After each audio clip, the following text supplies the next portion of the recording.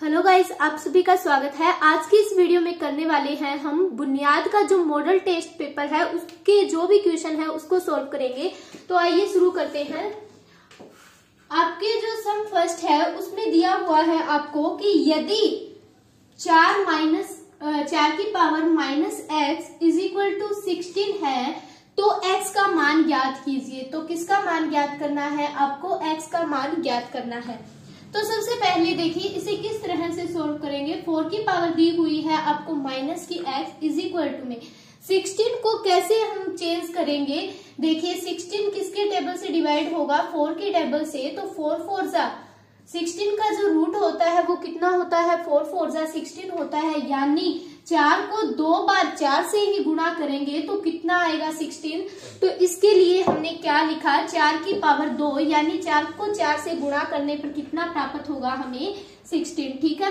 अब देखिए जब हमारे पास बेस सेम हो यानी यहाँ पर भी हमारे पास 4 है और यहाँ पर भी 4 है, बेस सेम है तो जो पावर होती है उनका कंपैरिजन किया जाता है। तो माइनस एक्स है 4 की पावर और यहाँ पर 4 की पावर कितनी दी हुई है? 2 दी हुई है। अगर अब हम इन दोनों का कंपैरिजन करें तो x की जो वैल्यू आई हमारे पास वो कितनी आई? माइनस की 2। तो देखिए ऑप्शन ए में आपको दिया हुआ है 2 और ऑप्शन बी में दिया हुआ है आपको माइनस की 2 और ऑप्शन सी में आपको दिया हुआ है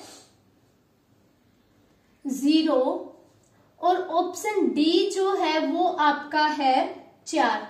तो यहाँ पर आपको 4 ऑप्शन दिए हैं। देखिए किस ऑप्शन के साथ हमारी माइनस 2 है वो वैल्यू मैच हो रही है। तो हमारे ऑप्शन बी के साथ हमारी जो वैल्यू है माइनस 2 वो मैच हो रही है। तो इसके लिए जो इसका सही आंसर होगा वो क्या होगा? माइनस का 2।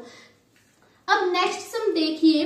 नेक्स्ट सम में आपको दिया है अंडर रूट 343 का क्यूब मल्टीप्लाई में 64 का क्यूब और जो 64 का क्यूब दिया हुआ है वो आपको माइनस में 64 दिया हुआ है। अब देखिए 343 और 64 की जब हम क्यूब सॉल्व करते हैं तो वो कितना आएगा? देखिए इसके कई मेथड है जिसके द्वारा आप सॉल्व कर सकते हो। या तो आप इसे वर्गमूल के द्वारा सॉल्व करना या घनमूल करना या फिर आप इसे अगर आपको डायरेक्ट पावर याद हो तो डायरेक्ट भी यूज कर सकते हैं। अगर हम इसके द्वारा करें सोल्व तो देखिए यहाँ पर हमारी जो संख्या है वो क्या दी हुई है? हमें ओड नंबर है। तो इसका मतलब यह है कि ये किससे डिवाइड होगा? किसी ओड के ही टेबल से डिवाइड होगा। तो यानी हमारे पास ओड के जो नंबर होते हैं वो कितने होते हैं? 1 3 5 7 9। तो देखिए 3 से सबसे छोटी जो ओड नंबर होगी वो कितनी होगी हमारी?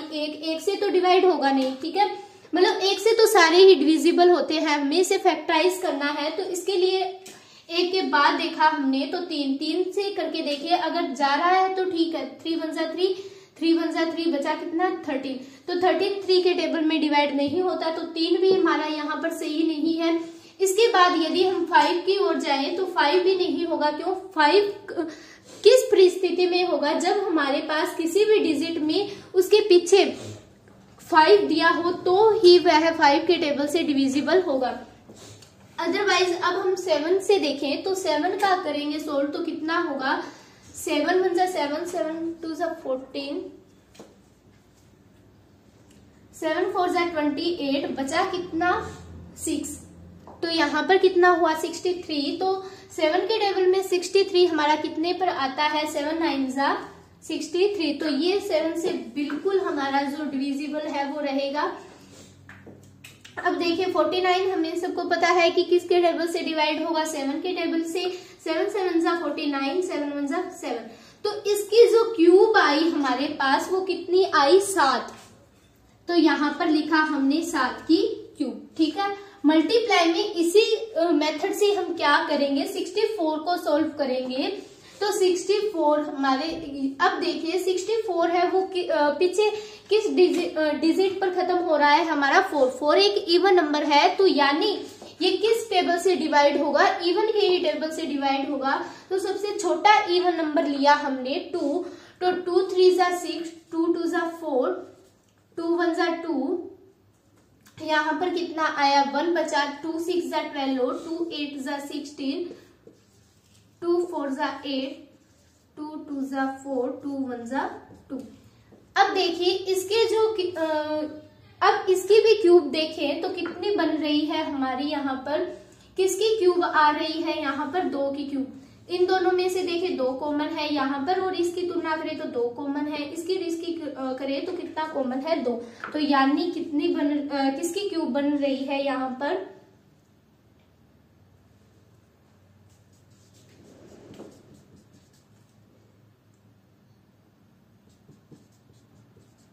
यानी जब हम इसे करेंगे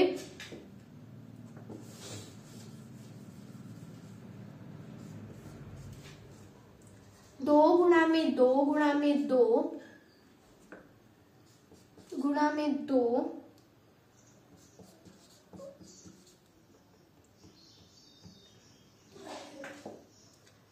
तो अब देखिए यहां से इसकी गुणा करेंगे तो कितनी आएगी 4 गुणा में 4 गुणा में 4, यानी किसकी क्यूब बनी यहाँ पर 4 की क्यूब।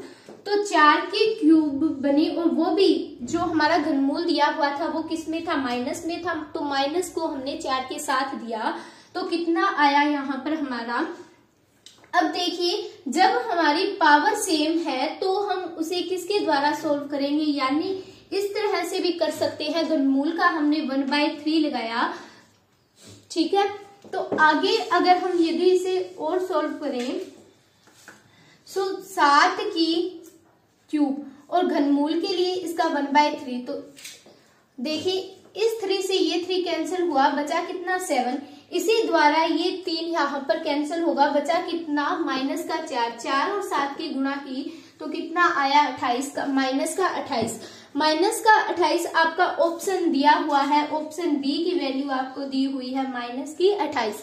तो जो आपका ऑप्शन बी है वो बिल्कुल सही है। कैसे किया एक बार और देखिए, 343 का हमने घनमूल निकाला, या तो घनमूल निकालिए या अगर आपको फैक्टराइज आता है उसके द्वारा आप जोड़े बनाइए और वहां से सोल्व कीजिए। सबसे अच्छा मेथड है कि आप कुछ गिने चुने अक्षर होते हैं उनकी क्यूब याद ही रखिएगा, ठीक है, क्योंकि पेपर में हमारे पास इतना टाइम नहीं होता कि हम उसे फैक्टराइज करके देखें या घनमूल निकाल के देखें, ठीक है।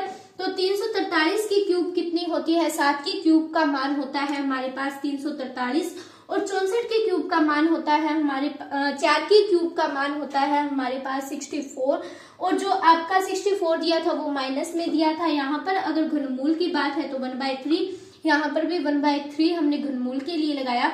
इस 3 से ये 3 कैंसिल हुआ, बचा कितना यहाँ पर -4, और यहाँ पर इस 3 से ये 3 कैंसिल हुआ, बचा कितना केवल 7 और 4 की गुणा की तो कितना आया माइनस का 28 जो ऑप्शन बी आपको दिया हुआ है वो आपका बिल्कुल सही है। अब बढ़ते हैं थर्ड सम की ओर।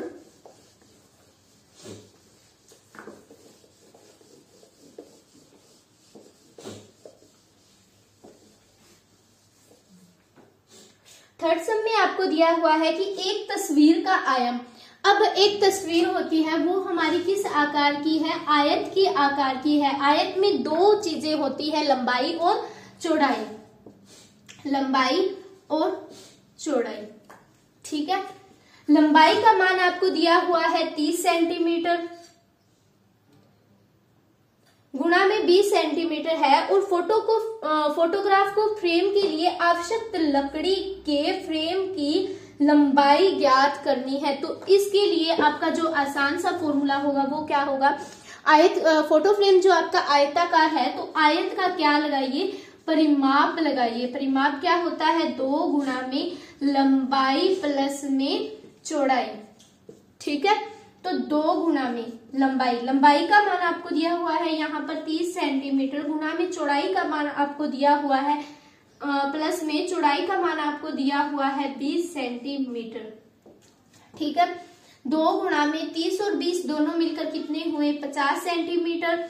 तो यहाँ पर देखिए 50 को जब हम गुणा करेंगे 2 से तो कितना बनेगा आपका 100 सेंटीमीटर, यानी ऑप्शन सी आपका दिया हुआ है 100 सेंटीमीटर। जो आपका ऑप्शन सी का मान है 100 सेंटीमीटर वो बिल्कुल सही है।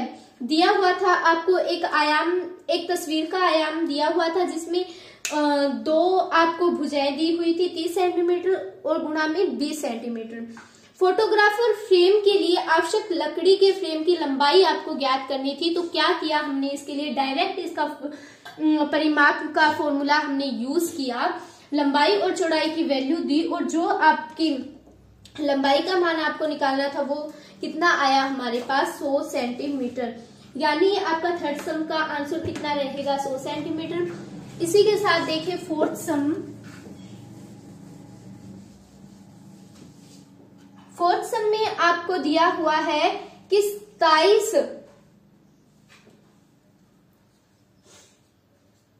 की पावर दी हुई है का घनमूल ज्ञात कीजिए। तो 27 का आपको घनमूल ज्ञात करना है। तो इसके लिए हम क्या लिखेंगे, सबसे पहले देखिए 27 का घनमूल कितना होता है, 3 गुणा में 3 गुणा में 3, 3 तिया 9, 9 तिया 27, ठीक है। और के सारे की क्या दी हुई है, आपको पावर दी हुई है। अब देखिए 3 की पावर कितनी है, यहां पर 3, और दी हुई इसकी क्या है, आपको कंप्लीट पावर दी हुई है। तो हमने यहाँ पर क्या किया, जो हमारा ये घनमूल होता है, घनमूल को किसकी फॉर्म में रखते हैं, 1/3 के फॉर्म में। मल्टीप्लाई में आपको जो पावर दी हुई है वो 2 है, 2 आपकी वो पावर में दी हुई है, और ये 3 है, बचा हुआ 3, इसको हम यहाँ पर रखते हैं। तो कितना, इस 3 से ये 3 कैंसिल हुआ, बच रहा कितना आपका 3 की पावर 2, 3 की पावर 2 यानी 3 को 3 से 2 बार गुणा करने पर हमें कितना प्राप्त हुआ, 9। कैसे किया हमने, सबसे पहले देखिए आपको दिया हुआ क्या है कि 27 का घनमूल सोल्व कीजिए। घनमूल के लिए हम किसका प्रयोग करते हैं निकालने के लिए, 1/3, यानी कोई भी चीज आपको दी हुई हो उसका 1/1 उसका तीसरा हिस्सा आपका घनमूल कहलाता है। तो यहाँ पर जब हमने 27 को सोल्व किया तो 27 को 3 गुणा 3 गुणा 3 लिखा, यानी 27 को 3 बार गुणा करने पर जो मान प्राप्त होता है हमारे पास वो कितना होता है 27, और इसकी पावर दी हुई थी तो हमने क्या लिखा, इसकी पावर इसके साथ लिखी। आगे देखिए 3 कितनी बार आ रहा है, यहाँ पर 3 बार, तो इसकी 3 की पावर 3 की, और स्क्वायर यहाँ पर हमें दी हुई थी। अब देखिए हमें निकालना क्या है, घनमूल निकालना है। तो घनमूल के लिए हमने किसका प्रयोग किया, 1/3 का प्रयोग किया, मल्टीप्लाई में 2 जो आपकी पावर दी हुई थी, और ये 3 जो आपका, इसकी 3 की पावर 3 हमारे सोल्व करने के दौरान जो वैल्यू निकली थी उसका मान था। इस 3 से ये 3 कैंसिल हुआ, बचा कितना, 3 की पावर 2, यानी 3 को 2 बार गुणा करने पर हमें कितना प्राप्त हुआ, 9। तो फोर्थ सम में आपका जो ऑप्शन बी है उसकी वैल्यू दी हुई है आपको 9, तो ऑप्शन बी आपका सही है, ठीक है। बढ़ते हैं आगे फिफ्थ सम की ओर। फिफ्थ सम में आपको दिया है कि एक सम संख्या का वर्ग होता है। सबसे पहले देखिए सम संख्या कौन सी होती है, 2, 4, 6, 8, ठीक है, और 0 कुछ भी करो, पावर करो या क्यूब करो, वो 0 ही रहेगा। तो मेन हमारे पास जो संख्याएं लेकर चलेंगे हम, वो कौन सी लेकर चलेंगे, 2, 4, 6 और 8। अब देखिए 2, 4, 6, 8 हमारे पास क्या है, ये सारी सम संख्याएं हैं। अब इस क्वेश्चन में आपको कंडीशन दी हुई है कि सम संख्या का वर्ग सम होता है। वर्ग यानी उसी के साथ गुणा करने पर जो वैल्यू आती है वो क्या आपकी सम ही रहेगी, ये आपको बताना है। तो 2 का जब हमने वर्ग किया कितना आया, 4 क्या है, हमारी सम संख्या है, ठीक है। जब हमने 4 का वर्ग किया तो कितना आया, 16 का इकाई का अंक देखिए 6, तो 6 हमारा क्या है, सम संख्या है। इसी प्रकार हमने 6 का वर्ग किया तो कितना आया, 36, 36 का इकाई का अंक देखिए कितना है, 6, तो 6 भी हमारी सम संख्या है। इसी प्रकार जब हमने 8 का वर्ग किया तो कितना आया, 64, 64 का जो इकाई का अंक है वो भी 4 है। तो यानी ये जो संख्याएं आई हमारे पास चारों, ये क्या है, सम संख्याएं है। तो इससे हमारा क्या सिद्ध होता है कि सम संख्या का वर्ग सम ही होता है। तो आपका ऑप्शन ए दिया हुआ है सम संख्या, ऑप्शन बी दिया हुआ है विषम संख्या, ऑप्शन सी आपको दिया हुआ है कि कभी सम कभी विषम, ऑप्शन डी आपको दिया हुआ है कि इनमें से कोई नहीं।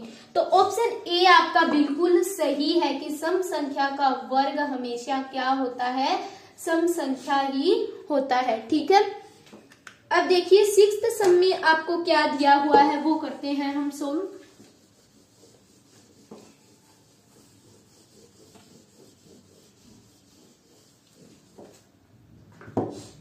सिक्स्थ सम में आपको दिया हुआ है कि 2/3 प्राप्त करने के लिए, कितना प्राप्त करने के लिए, 2/3 प्राप्त करने के लिए 1 सही 1/2 को 1 सही 2/3 को किस संख्या से भाग दिया जाए, यानी इस संख्या को किस संख्या से भाग दिया जाए कि हमारा आंसर कितना प्राप्त हो, हमें 2/3। क्या दिया हुआ है कि 2/3 प्राप्त करने के लिए 1 से ही 2/3 को किस संख्या से भाग दिया जाए, यानी इस संख्या को हम किस से भाग दें, वो संख्या हमें निकालनी है। तो हम क्या मान लेंगे, यहाँ पर x मान लेंगे, जो हम भाग देंगे वो हमें निकालनी है कि कितना प्राप्त होगा। तो हमें दी नहीं हुई है तो इसके लिए हम क्या मान लेते हैं, इसे x मान लेते हैं। जब हमने इस फ्रैक्शन को सोल्व किया तो कितना आया, 3 को 1 से गुणा किया तो 3 प्लस में 2 कितना आया 5, और भाग में कितना है 3, और इसके भी भाग में कितना दिया हुआ है आपको, जो आपने माना है x बराबर में 2/3। ठीक है, अब देखिए 5 भाग में 3, यहाँ पर इस सिचुएशन को हम किस तरह से सोल्व करते हैं, 1, 2 और 3 सिचुएशन है आपकी, और इसको सोल्व करने के लिए हम इसके डिवाइड में 1 लगाते हैं। और अब देखिए ऊपर वाले को यानी 5 भाग में 3 को इसी तरह से ऊपर की ओर रखा, और x भाग में 1 है वो आपका, अगर हम इसके साथ कंपैरिजन में लेके आए तो वो क्या होगा आपका, बिल्कुल उल्ट जाएगा, यानी 1 जो नीचे है वो ऊपर होगा और जो x ऊपर था वो आपका क्या रहेगा, यहाँ पर नीचे की ओर आएगा। ठीक है, बराबर में कितना चल रहा था आपको 2/3। तो यहाँ से देखिए 5 की 1 के साथ गुणा की तो 5, 3 की x के साथ गुणा की तो 3x बराबर में कितना दिया हुआ है 2 भाग में 3। यहाँ पर जब दो संख्याएं बराबर में हो तो हम उसकी क्या करते हैं, आर पार गुणा। तो 5 की 3 के साथ गुणा की तो 15 बराबर में 3 की 2 के साथ गुणा की तो 6x। ठीक है, अब देखिए 15 ये 6x के साथ गुणा में है, तो हम अगर इसे लेफ्ट हैंड साइड लेके आए तो वो किस में होगा आपका, डिवाइड में, बराबर में x। तो ये दोनों किस संख्या से भाग हो रही है, 3 से। 3 को 6 से भाग दिया 2, 3 को 15 से दिया 5, तो 5 भाग में 2 बराबर में x आपका यहाँ पर था। अगर ऑप्शन के साथ मैच करिए, अगर आपको ऑप्शन में यही वैल्यू दी हुई है तो आप इस पर टिक कीजिए, अगर यह न दी हुई हो तो आप इसका फ्रैक्शन किस प्रकार करेंगे। देखो 2 को 5 से भाग देने पर आपको कितना प्राप्त होगा, 2 को 5 से भाग दिया तो 2 दूनी 4, बचा कितना शेषफल 1। ठीक है, तो इसे हम किस प्रकार से लिखेंगे, जो आपका शेषफल रहता है उसे ऊपर की ओर लिखते हैं और जो आपका भागफल आता है वो इसे यहाँ पर लिखते हैं, और जिसे भाग दिया है वो नीचे की ओर हम लिखते हैं। तो कितना बना यहाँ पर, 2 को 2 से गुणा किया 4, 4 को 1 से जोड़ा तो कितना आया 5, भाग में कितना दिया हुआ है 2 बराबर में x। ठीक है, किस तरह से हमने ये फ्रैक्शन बनाई, 2 को 5 से भाग दीजिए, 2 को 5 से भाग दिया तो कितने पर गया 2 पर, 4 आया, बचा कितना 1। जो शेषफल आएगा वो ऊपर लिखा जाएगा और जो भागफल है वो आपका कहाँ लिखा जाएगा, नीचे की ओर। जो बचा हुआ है वो इस साइड आपका लिखा जाएगा। ठीक है, तो यहाँ पर जो आपकी अब वैल्यू बनी वो कितनी बनी, 5/2 की जो वैल्यू बनी है वो कितनी बनी है आपकी, 2 से ही 1/2। तो ये ऑप्शन आपका डी के साथ मैच कर रहा है, तो डी ऑप्शन की बिल्कुल यही वैल्यू दी हुई है, 2 से ही 1/2। तो यानी जो इसको भाग देने पर जो आपकी वैल्यू आई थी वो कितनी है, 2 से ही 1/2। इसी के साथ अब हम हमारे अगले सम की ओर बढ़ते हैं। तो 7th सम में आपको क्या दिया हुआ है वो देखिए। 7th सम में आपको दिया हुआ है कि निम्नलिखित विकल्पों में से 3 कोणों की माप दी गई है और इनमें से त्रिभुज कौन सा माप बना रहा है, यानी आपको 3 कोणों का माप दिया हुआ है और बताना है कि आपको कौन सा त्रिभुज बना रहा है। तो त्रिभुज बनाने से पहले त्रिभुज की प्रॉपर्टी देखिए क्या होती है। त्रिभुज की प्रॉपर्टी होती है कि त्रिभुज की तीनों भुजाओं का योग कितना होना चाहिए आपके पास, a प्लस बी प्लस सी, यानी ये त्रिभुज के तीनों कोण हुए या भुजा हुई, उनका माप होना चाहिए आपके पास 180। अगर इन तीनों भुजाओं का माप आपके पास 180 है तो ही ये आपका त्रिभुज बनेगा, अदरवाइज ये आपका त्रिभुज नहीं है। तो इसके लिए हमें ऑप्शन दिया हुआ है, ऑप्शन ए दिया हुआ है 45 डिग्री, 61 डिग्री और 73 डिग्री। अब देखिए ऑप्शन ए की अगर हम तीनों मानों को जोड़े तो क्या हमारा 180 बन रहा है, वो देखिए 5 और 1 6, 6 और 3 9, ठीक है, 6 और 4 10, 10 और 7 17, तो यानी 179 बन रहा है। तो 179 आपका त्रिभुज का माप नहीं होता है, तो ऑप्शन ए आपका क्या है, रॉन्ग है। ऑप्शन बी की अगर हम बात करें तो ऑप्शन बी में आपको दिया हुआ है 63 डिग्री, 37 डिग्री और 80 डिग्री। अब ऑप्शन सी को जोड़कर देखिए, इसके साथ तुलना कीजिए, a प्लस बी प्लस सी को जोड़ेंगे तो 180 बन रहा है या नहीं। तो 3 और 7 10, एक हमने यहाँ पर कैरी दी तो कितना बना, 6 और 3 9 और 1 10 और 8 18, यानी ऑप्शन सी का मान आपकी इस इक्वेशन के साथ मैच खा रहा है, यानी त्रिभुज के तीनों कोणों का मान कितना आ रहा है, 180 आ रहा है। और जो बचे हुए दो ऑप्शन है उनका मान 180 नहीं बन रहा है। तो और जो आपका ऑप्शन बी है, जो ऑप्शन बी है उसका मान 180 बन रहा है। तो क्या मान था हमारे पास, 63, 37 और 80 डिग्री, यानी ये त्रिभुज के कोणों का बिल्कुल सही माप है। तो ऑप्शन बी हमारा बिल्कुल सही है। इसी के साथ देखिए आगे आपको दिया हुआ है 8th सम की 15 मीटर लंबे और 15 मीटर चौड़े फर्श के कमरे के फर्श को ढकने के लिए 60 मीटर चौड़े कितने मीटर कालीन की आवश्यकता होगी, वो आपको निकालना है।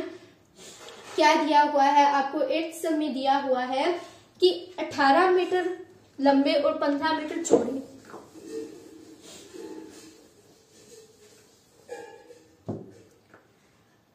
लंबाई यानी 18 मीटर और जो आपको चौड़ाई दी हुई है वो कितनी दी हुई है, 15 मीटर, ठीक है। और आगे क्या दिया हुआ है कि कमरे के फर्श को ढकने के लिए 60 सेंटीमीटर चौड़े कितने मीटर कालीनों की आवश्यकता होगी, तो 60 सेंटीमीटर। अब देखिए तीनों वैल्यू, ये दोनों वैल्यू आपकी कहाँ पर चल रही है, मीटर के साथ चल रही है, और जो अगली जो आपको वैल्यू दी हुई है वो सेंटीमीटर में है।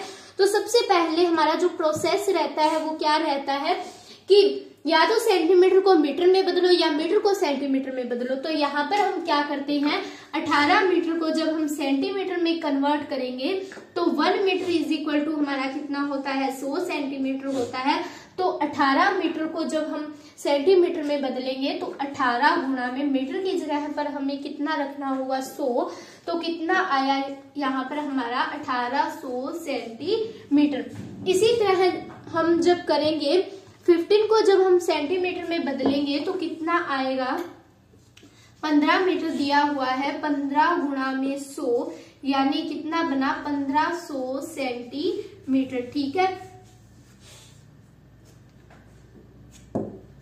अब देखिए जो कंडीशन में दी हुई है बात की फर्श को ढकने के लिए 60 सेंटीमीटर चौड़े कितने मीटर कालीनों की आवश्यकता होगी, तो हम क्या करेंगे, 1800 गुणा में 1500 और कितने कालीनों की बोल रहे हैं, 60 की बोल रहे हैं। तो यहाँ पर हमने जब सोल्व किया तो कितना आया, इस 0 से ये 0 कटा, इस 0 से ये, इस 0 से ये, 18 और 15 की गुणा की तो कितना आया, या अगर हम और भी सोल्व करें तो 6 एकम 6 और 6 को 18 से भाग दिया तो कितना आया, 3, और 3 को जब हमने 15 से गुणा किया तो कितना आया, 45, और ये बची हुई 0 हमने इसके साथ लिखी तो कितना आया आपका, 450 मीटर। जो आपका आंसर है वो मीटर में है, इसीलिए हमने यहाँ पर क्या लिया है, 100 लिया है। ठीक है, कैसे सोल्व किया है एक बार और देखिए।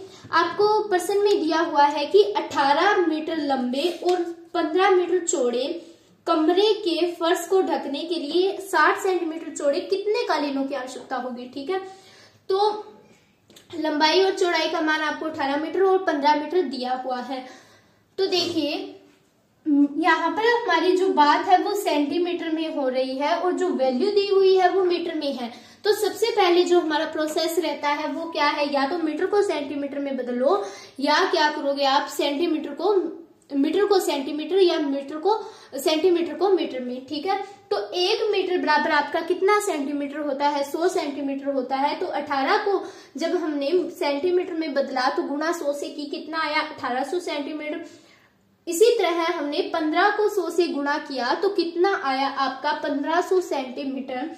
अब देखिए 1800 और गुणा 1500 बटे में कितना दिया हुआ है आपको, 60 सेंटीमीटर से भाग देने पर जो हमें संख्या प्राप्त होगी या जो हमें आंसर प्राप्त होगा वो क्या होगा, कालीन की आवश्यकता है, कालीनों की कितनी आवश्यकता है उसका मान हमें प्राप्त हो जाएगा। तो 1800 गुणा 1500 बटा में कितना है, 60 गुणा में। अब देखिए ऑप्शन आपका किस में है, मीटर में, तो यहाँ पर हमने कितना लिया, 100। इस सारे को सोल्व किया तो कितना बना हमारा, 450 मीटर। तो 450 आपका ऑप्शन डी है। 8वें सम में ऑप्शन डी का मान आपको कितना दिया हुआ है, 450 मीटर आपका जो आंसर है वो सही है। इसी तरह अब देखिए नेक्स्ट सम 9th नंबर सम में आपको दिया हुआ है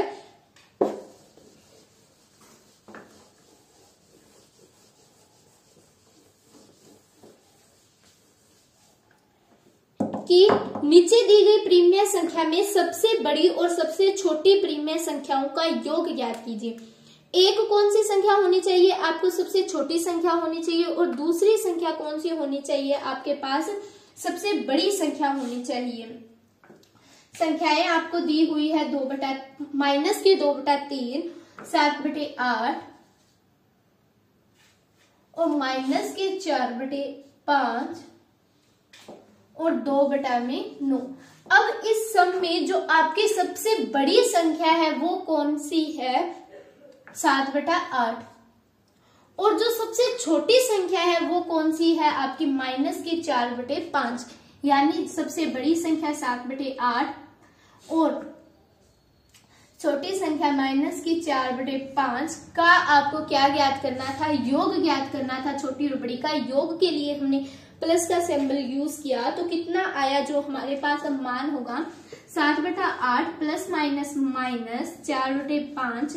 जब हमने इसे एलसीएम से सोल्व किया तो कितना आएगा, 8 और 5 का एलसीएम होता है हमारे पास 40। 40 को 8 से भाग दिया तो कितना आया, 5। 5 के 7 से गुणा की तो कितना आया, 35। माइनस में जब हमने 5 को 40 से भाग दिया तो कितना आया, 8। 8 की 4 से गुणा की तो कितना आया, 32। तो 35 को 32 से माइनस करेंगे तो कितना बचेगा आपको, 3, और भाग में कितना है, 40। ठीक है, तो 3/40 जो आपका ऑप्शन दिया है वो है ऑप्शन बी। ऑप्शन बी का आपको मान दिया हुआ है 3/40, जो बिल्कुल क्या है, सही है।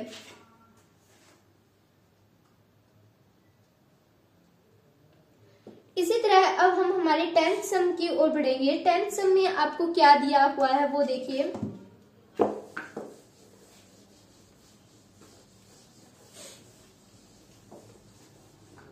10th सम में आपको दिया हुआ है कि यदि एक समलंब ABCD, अब आपको एक समलंब दिया हुआ है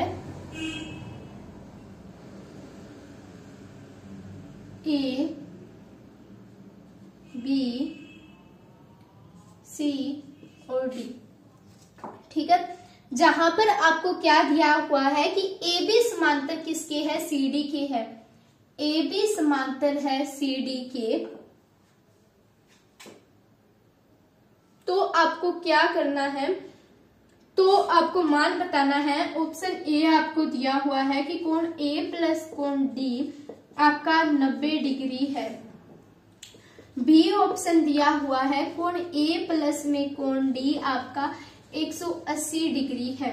सी आपको दिया हुआ है कि कोण ए प्लस में कोण डी आपका 360 डिग्री है। और जो आपको डी ऑप्शन दिया हुआ है वो क्या है, कोण ए प्लस में कोण डी वो आपका 45 डिग्री है। क्या क्या मान दिए हुए हैं आपको, ए प्लस डी आपका 90 डिग्री है, ए प्लस डी यहाँ पर कितना है आपको 180 है, ए प्लस डी यहाँ पर 360 है, ए प्लस डी यहाँ पर कितना दिया हुआ है आपको 45 डिग्री। तो अब बताना है आपको कि कौन सा ऑप्शन इनमें से बिल्कुल सही है। अब देखिए यहाँ पर ए और बी की, अब बात यहाँ पर ए और डी की चल रही है, तो ए और डी को ही देखते हैं। ए कोण ये है और बी कोण ये है, तो ध्यान रखिएगा ए और डी दोनों एक ही रेखा पर बने हुए कोण है। ए का भी मान सेम है और डी का भी मान आपको क्या दिया हुआ है, एक ही रेखा पर दिया हुआ है। जब एक ही रेखा पर दो कोण हो तो दोनों कोणों का योग यानी ए प्लस डी आपका जो कोण होगा वो 180 डिग्री होगा। एक ही रेखा पर बने हुए कोण युग्म कोण कहलाते हैं और युग्म कोणों का मान कितना होता है 180 डिग्री होता है। यानी 90 का ही ए होगा और 90 का ही बी होगा और डी होगा, तो ए और डी मिलकर दोनों कितने बनाएंगे 180। तो ए प्लस डी आपका होगा वो कितना होगा 180 डिग्री होगा। तो 180 डिग्री किस ऑप्शन के साथ आपका मैच हो रहा है, तो ऑप्शन बी के साथ आपका मैच हो रहा है। तो ऑप्शन बी आपको कितना दिया हुआ है, A plus D is equal to 180। ठीक है, अब 11th सम की बात करें तो उसमें क्या दिया हुआ है आपको,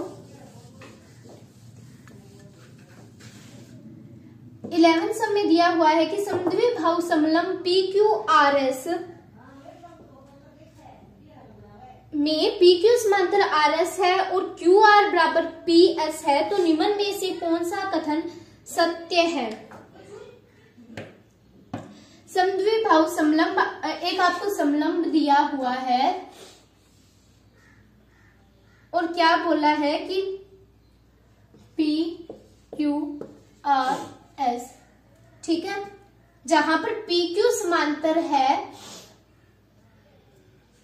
आर एस या एस आर के और क्यू आर बराबर कितना है आपको पी एस दिया हुआ है। ठीक है, तो कौन सी प्रॉपर्टी सही बैठती है आपको वो बतानी है। तो ऑप्शन ए आपको दिया हुआ है, यहाँ पर कोण पी प्लस कोण एस बराबर कितना है 180 डिग्री है। कोण बी आपको कितना दिया हुआ है, पी एस बराबर में क्यू आर है या क्या है पी आर बराबर क्यू एस है। ऑप्शन सी आपको दिया हुआ है कोण पी बराबर में कोण क्यू है, या मतलब एंड में लो या में आपको क्या दिया हुआ है आर बराबर कोण एस है, या ऑल ऑफ अबव। अब देखिए इनमें से कौन सा डी ऑप्शन दिया हुआ है आपको ऑल ऑफ द अबव, यानी ये चारों ऑप्शन क्या है हमारी दृष्टि से सही है। ये चौथा जो ऑप्शन है आपको वो बोल रहा है। तो क्या क्या वैल्यू दी हुई है वो देखिए, पी और एस दोनों क्या है, हमने जो कौन सा सम था हमारा 10th सम था उसमें किया था, उसके बेसिस पर ये प्रॉपर्टी बैठ रही है हमारी बिल्कुल सही कि पी और एस दोनों एक ही रेखा पर बने हुए कोण है, तो इनका मान कितना होगा 180 डिग्री होगा। ये भी मान सही है बिल्कुल। अगला क्या दिया हुआ है आपको, पी एस बराबर क्यू आर दिया हुआ है, तो समलंब या समलंब और एक समलंब चतुर्भुज आकार का है, तो इसमें जो आमने सामने की भुजा है वो क्या होगी, बराबर होगी। तो ये भी कंडीशन सही है, पी एस बराबर होगा क्यू आर और पी क्यू बराबर क्या होगा आपका एस आर। ठीक है, ये भी बिल्कुल सही है। यहाँ पर देखिए कोण P बराबर कोण Q है, कोण P बराबर कोण Q है और कोण R बराबर क्या है, कोण S है। ये भी आपकी कंडीशन सही है। तो कौन सा बचा कितना आपका अब D, तो यानी A, B और C तीनों आपकी दृष्टि से सही है। तो इसके लिए हम कौन सा ऑप्शन लगाएंगे, ऑल ऑफ द अबव, यानी ये तीनों ऑप्शन आपके सही हैं। तो डी ऑप्शन बिल्कुल सही होगा। अब यदि हम बात करें हमारे अगले 12वें सम की, तो उसमें क्या दिया हुआ है आपको, 12वें सम में दिया हुआ है कि 3 की घात 12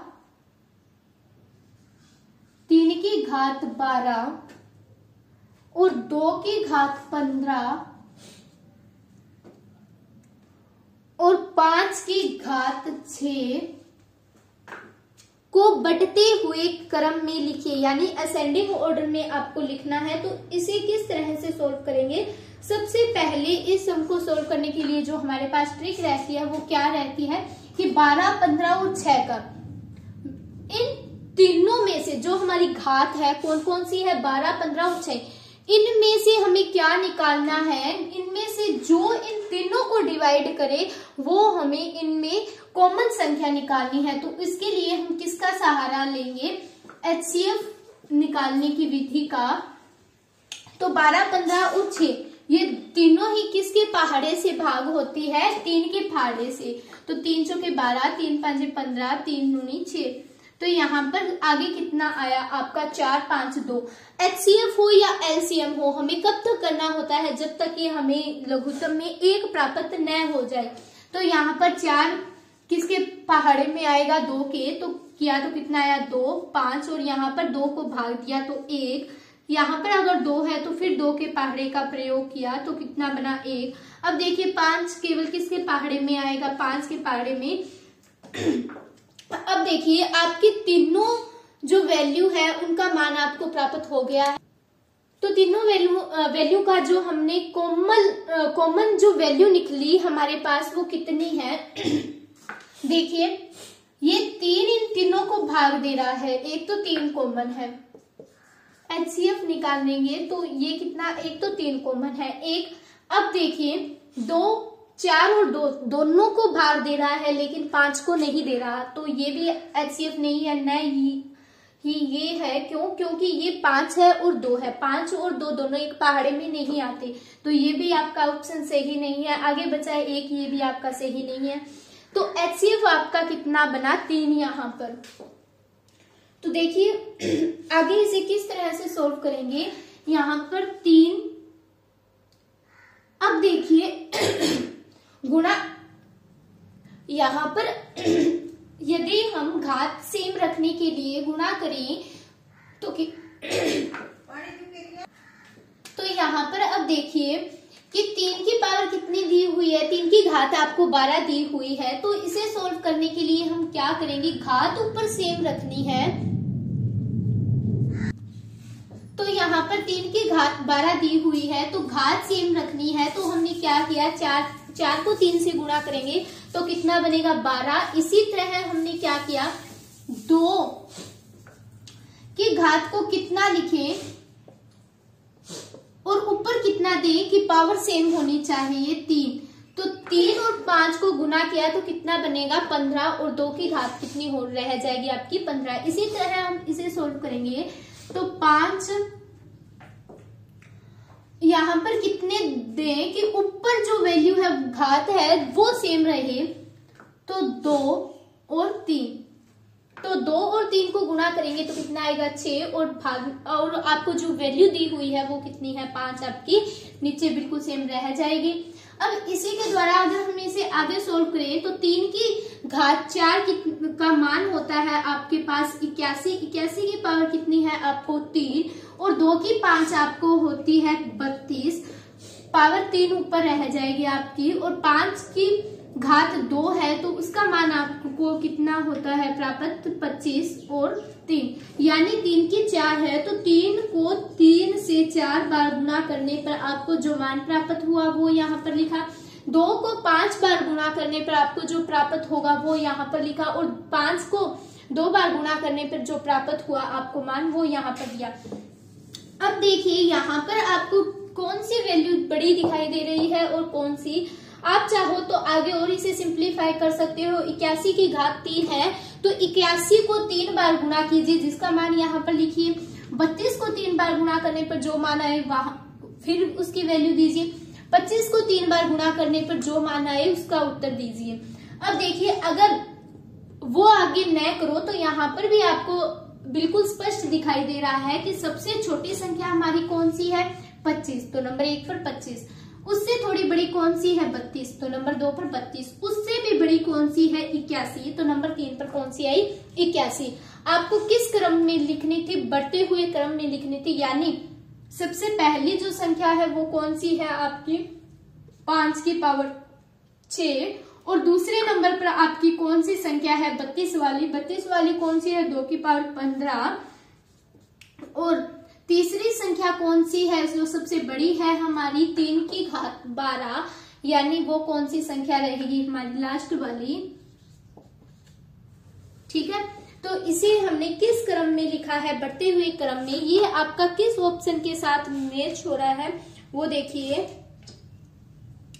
आपको ऑप्शन ए में दिया हुआ है 5 की 6, 2 की 15, 3 की 12, और आपको ऑप्शन बी में दिया हुआ है 5 की 6, 3 की 12 और 2 की 15। ऑप्शन सी में भी दिया हुआ है 2 की 15, 5 की 6, 3 की 12। ऑप्शन डी में 2 की 15, 3 की 12 और 5 की 6। तो जो हमने आंसर निकाला है वो हमारा किसके साथ मैच हो रहा है, ऑप्शन ए के साथ बिल्कुल मैच हो रहा है। तो ऑप्शन ए हमारा क्या है, सही है। यहाँ पर क्या है 5 की 6, 2 की 15 और 3 की 12। किस तरह सोल्व करेंगे, इसी विधि के द्वारा हम इन्हें सोल्व करेंगे। आगे हम 30 नंबर सम की ओर बढ़ते हैं। तो 30 नंबर सम आपको क्या दिया हुआ है,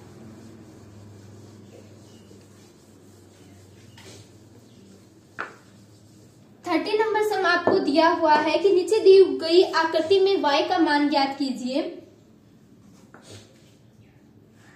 नीचे जो आपको आकृति दी गई है वो कुछ इस तरह से है।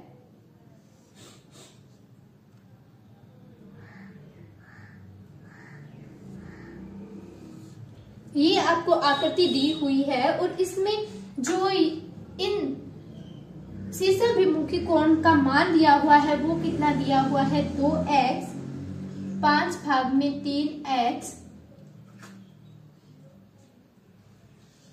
3x और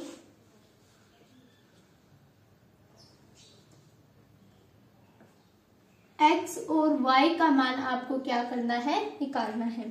ठीक है, यहाँ पर क्वेश्चन x और y दोनों का निकालना है। x निकला तो y का मान निकलेगा, लेकिन आपको जो क्वेश्चन में दिया हुआ है केवल आपको किसका मान निकालना है, y का मान निकालना है। ऑप्शन भी दिए हुए हैं आपको। ऑप्शन ए का मान आपको दिया हुआ है 40, ऑप्शन बी का मान आपको दिया हुआ है 120 डिग्री, ऑप्शन सी का मान आपको दिया हुआ है 140 डिग्री, ऑप्शन डी का मान आपको दिया हुआ है 130 डिग्री। इन चारों ऑप्शनों में से कौन सा ऑप्शन सही है, तो वो देखिए। अब देखिए, सबसे पहले दी गई आकृति में आपको जो दिए गए कोण है वो कोण क्या है, आपके बाहरी कोण है। यानी इस दी गई आकृति में आपको जो सारे कोणों का मान दिया गया है वो सारे कोण आपके क्या है, बाहरी कोण है। तो बाहरी कोणों का माप कितना होता है, 360 होता है। यानी 4/3x प्लस में 3x प्लस में 5 भाग में 3x, 5 भाग में 3x प्लस में 2x। इन चारों कोणों का जो हमारे पास मान होगा, प्लस में कौन सा कोण रह गया, x कोण। अब देखिए इनको किसके द्वारा, अब ये सारे कोण बाहरी कोण है तो इनका माप कितना होगा, 360 डिग्री इन पांचों कोणों का माप होगा। अब देखिए इसे किस तरह सॉल्व करेंगे, 3x और 2x 5x और एक कितना हुआ आपको 6x प्लस में 4 और 5 9x बटा में जो आपके 3 और 3 सेम है तो यहाँ पर एक को लिया 3 को। ठीक है, बराबर में कितना है 360 डिग्री। ठीक है, 6। अब देखिए यहाँ पर एक लगाकर लघुत्तम लिया तो कितना आया 18 प्लस में 9x बटे में 3 बराबर में आपका कितना चल रहा है, साथ के साथ 360। 18 और 9 जुड़कर दोनों कितने हुए 27x बटा में कितना है 3 बराबर में 360। 3 को 27 से या 27 को 3 से भाग दिया तो कितना आया 9x बराबर में 360। तो x का मान यहाँ पर कितना आया हमारे पास 40 डिग्री। अब देखिए x को निकालना था, x का मान कितना आया 40 डिग्री। अब देखिए x और y दोनों एक ही रेखा पर बने हुए कोण है, तो जो हमने पीछे सम किए थे उसके लिए क्या प्रॉपर्टी थी कि एक रेखा पर बने हुए कोणों का जो योग है वो 180 डिग्री का होता है। तो यानी हमारा x कोण 40 का है, तो y कोण कितना होगा हमारे पास, जो y का मान होगा y बराबर में 180, ये प्लस का 40 है, यहाँ पर आकर माइनस का होगा, y बराबर में कितना आएगा 140 डिग्री। तो जो y का मान होगा वो कितना होगा 140 डिग्री। ठीक है, तो ये ऑप्शन देखिए किस ऑप्शन के साथ आपकी ये वैल्यू मैच हो रही है, ऑप्शन सी के साथ। ऑप्शन सी का मान कितना है, दिया हुआ 140 डिग्री। अब सम नंबर 14 में आपको क्या दिया हुआ है कि सबसे कम विद्यार्थियों द्वारा कौन सा खेल खेला गया है। एक आपको पाई चार्ट दिया हुआ है और उसमें से आपको देखकर बताना है कि सबसे कम कौन से विद्यार्थी ने जो खेल खेला है वो आपको बताना है। तो एक पाई चार्ट में ये कोई पाई चार्ट है,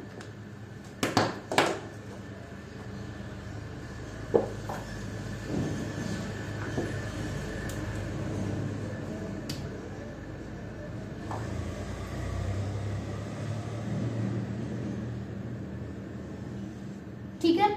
अब देखिए इसमें दिया हुआ है आपको कि फुटबॉल और बैडमिंटन, ये फुटबॉल का हिस्सा है और ये बैडमिंटन का है, ठीक है। और टेनिस,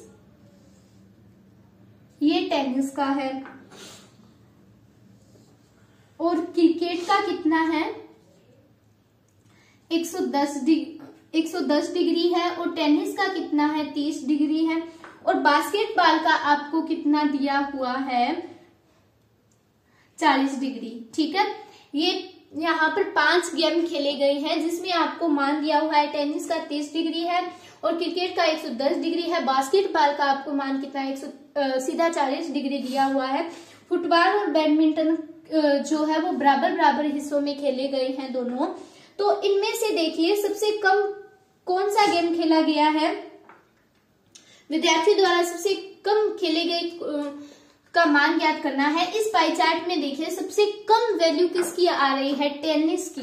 तो टेनिस आपका ऑप्शन ए है, तो ऑप्शन ए का मान आपका क्या है टेनिस, ठीक है। जो टेनिस जो खेल खेला गया है उसका मान 30 है। 30 सबसे कम विद्यार्थियों द्वारा खेला गया यहाँ पर खेल है, तो उसका ऑप्शन ए के साथ मैच हो रही वैल्यू कौन सी है, टेनिस की।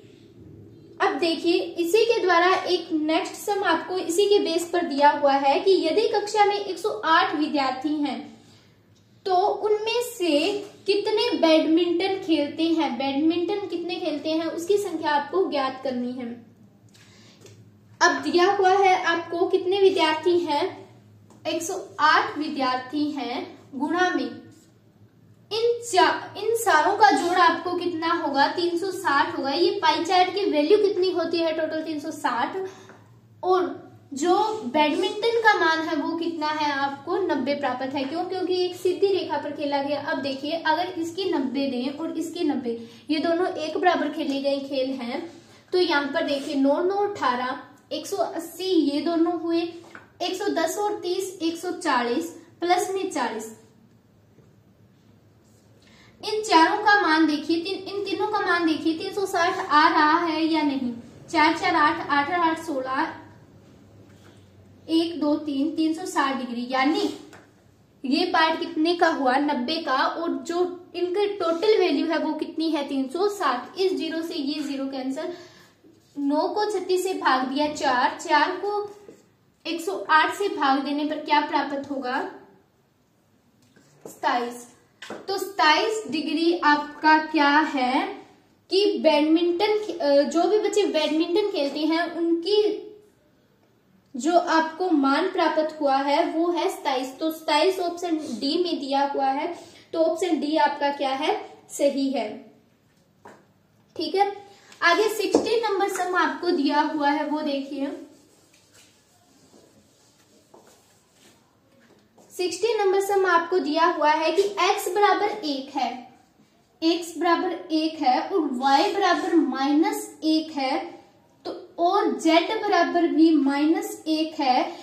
तो समीकरण दी हुई है आपको या कंडीशन दी हुई है x की स्क्वायर y z स्क्वायर भाग में 3 का मान ज्ञात कीजिए। अगर वैल्यू आपको ये दी हुई हो x y z की और इसमें इसका आपको मान पूछा हुआ हो तो किस तरह से हम उसे निकालेंगे। देखिए x की जगह पर हम कितना लिखेंगे 1 और x की स्क्वायर दी हुई है तो यहाँ पर स्क्वायर, y की जगह पर कितना लिखेंगे हम -1 गुणा में z की वैल्यू आपको कितनी दी हुई है -1 और स्क्वायर है तो ऊपर स्क्वायर लिखेंगे, भाग में कितना दिया हुआ है यहाँ पर 3। तो 1 की स्क्वायर कितनी होती है 1 गुणा में कितना है -1 और 1 की स्क्वायर अगर यहाँ पर भी सॉल्व करें तो कितना होगा 1 की स्क्वायर का मान 1। ठीक है, क्योंकि माइनस माइनस जब दोनों गुणा में हो तो दोनों कटकर क्या हो जाते हैं प्लस के रह जाते हैं, तो यहाँ पर जो मान आएगा वो कितना होगा 1। अब देखिए 1 गुणा में 1 की 1 के साथ गुणा करेंगे तो माइनस का 1 माइनस की 1 के साथ गुणा करेंगे तो कितना आएगा माइनस का 1 भाग में 3। ठीक है, अब देखते हैं ये ऑप्शन आपका किसके साथ मैच हो रहा है। तो ऑप्शन बी आपका दिया हुआ है -k1/3। तो 60 नंबर सम का जो ऑप्शन आपका बी है वो सही है। अब 70 नंबर सम में देखिए आपको क्या दिया हुआ है। 70 नंबर सम में आपको दिया हुआ है कि यदि 2 सही 1/2 मीटर की एक रस्सी को 1 सही 1/4 मीटर टुकड़ों में तोड़ा जाए तो उसके प्राप्त कुल टुकड़ों की संख्या ज्ञात कीजिए। यानी क्या दी हुई है आपको 2 सही 1/2 मीटर एक तो रस्सी है और एक कौन सी रस्सी है 1 सही 1/4 है कि इन दोनों को किन टुकड़ों में तोड़ा जाए कि उनकी संख्या कितनी प्राप्त होगी। इन दोनों को तोड़ने पर जो संख्या प्राप्त होगी हमें उसका मान बताना है कितना होगा। तो देखिए इसे सबसे पहले इन दोनों फ्रैक्शन को सॉल्व कीजिए। 2 को 2 के साथ गुणा करेंगे 4 को 1 से जोड़ा तो 5 भाग में 2। इसी तरह यहाँ पर सॉल्व किया तो कितना बना 4 और 1 5 भाग में 4।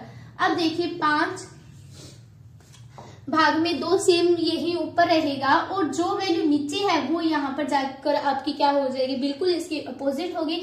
4 नीचे है तो ऊपर होगा और जो 5 ऊपर की ओर है वो नीचे की ओर रहेगा। 5 से 5 यहाँ पर कैंसिल होगा 2 1 जा 2 2 2 जा 4। आंसर कितना आया आपका 2।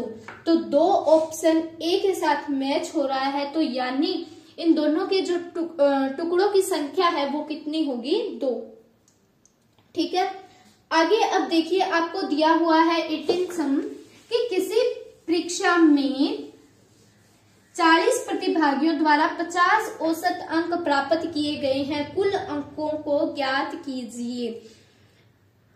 देखिए 40 परीक्षा में बैठे गए विद्यार्थी हैं और औसत अंक कितने हैं आपके 50 है। ठीक है, तो कुल अंक ज्ञात करने हैं। यानी हम जब इन दोनों को मल्टीप्लाई करें प्रतिभागियों की संख्या और औसत अंक को जब हम मल्टीप्लाई करेंगे जो भी हमारा इन दोनों को मल्टीप्लाई करने पर मान आएगा वो कितना होगा। 4 को 5 से गुणा किया 20 और लास्ट में ये बची हुई 2 0 तो 2000 आपके क्या है कुल अंक है। तो 2000 ऑप्शन ए के साथ मैच हो रहे हैं। तो ऑप्शन ए क्या है यहाँ पर सही है। अब यदि हम हमारे नेक्स्ट 90 नंबर सम की बात करें तो उसमें दिया हुआ है आपको कि 4/5 की घात -3 का धनात्मक घातांक क्या है। 4/5 की पावर -3। ठीक है, बोल रहे हैं धनात्मक। अब धनात्मक की बात हो तो धनात्मक के लिए जो घात थी वो प्लस की रहनी थी, उसको हम किस तरह से बताएंगे। जो आपका आंसर रहेगा वो धनात्मक है तो प्लस का मान रहेगा।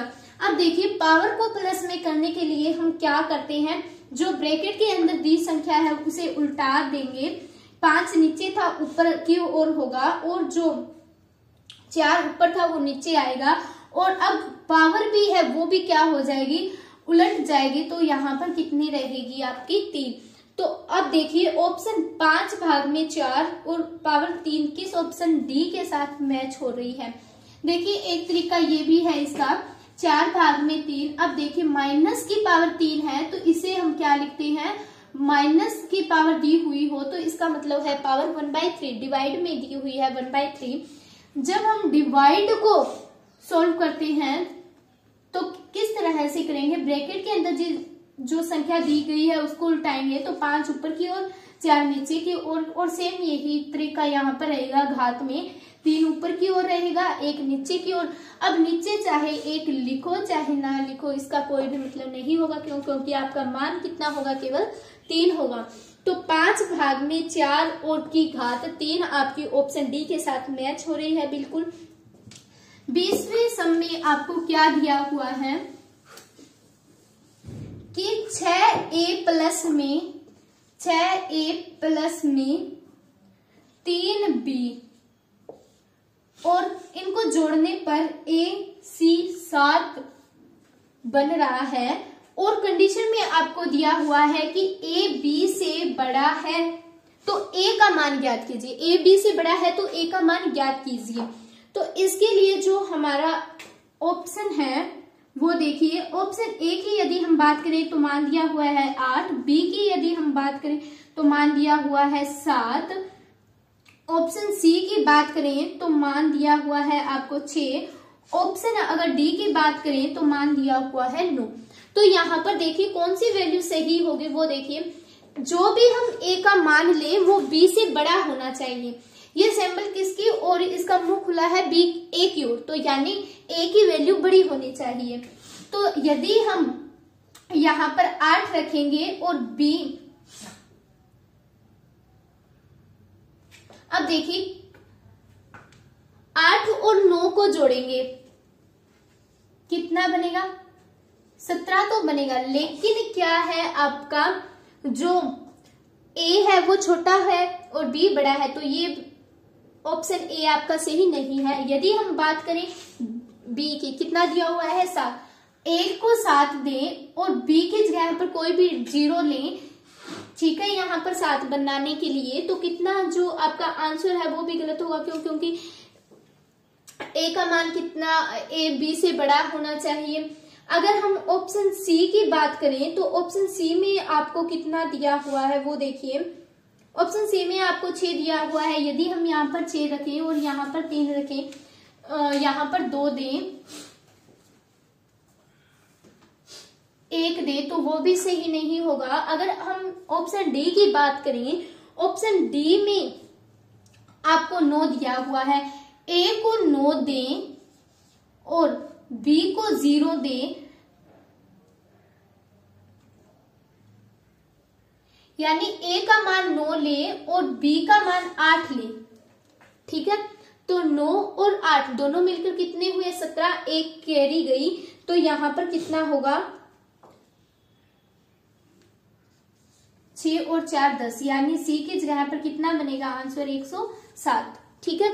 अब देखिए 6 और 1, यहां पर भी तो एक छोटा है और बी छोटा है और ए बड़ा है, लेकिन आपका जो मान है वो कितना है, यहाँ पर 7 है और यहाँ पर 1 है। इनको भी ध्यान में रखकर हम अगर बात करें तो जो सही मान होगा वो क्या होगा, हमारा 9 और 8 होगा, ठीक है।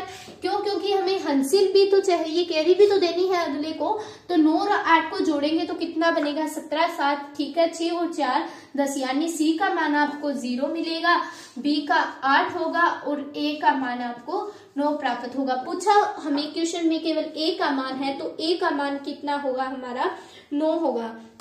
तो ऑप्शन डी हमारा क्या है, सही है। आगे 21 नंबर सम में आपको क्या दिया हुआ है, एबीसीडी एक समचतुर्भुज है,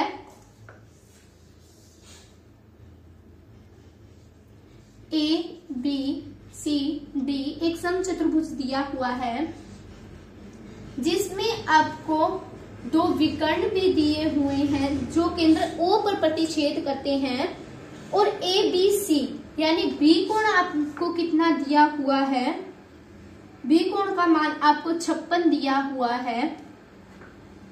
अब आपको जो कोण ज्ञात करना है वो कौन सा है, ए सी डी, यानी आपको ए सी डी इस कोण का मान आपको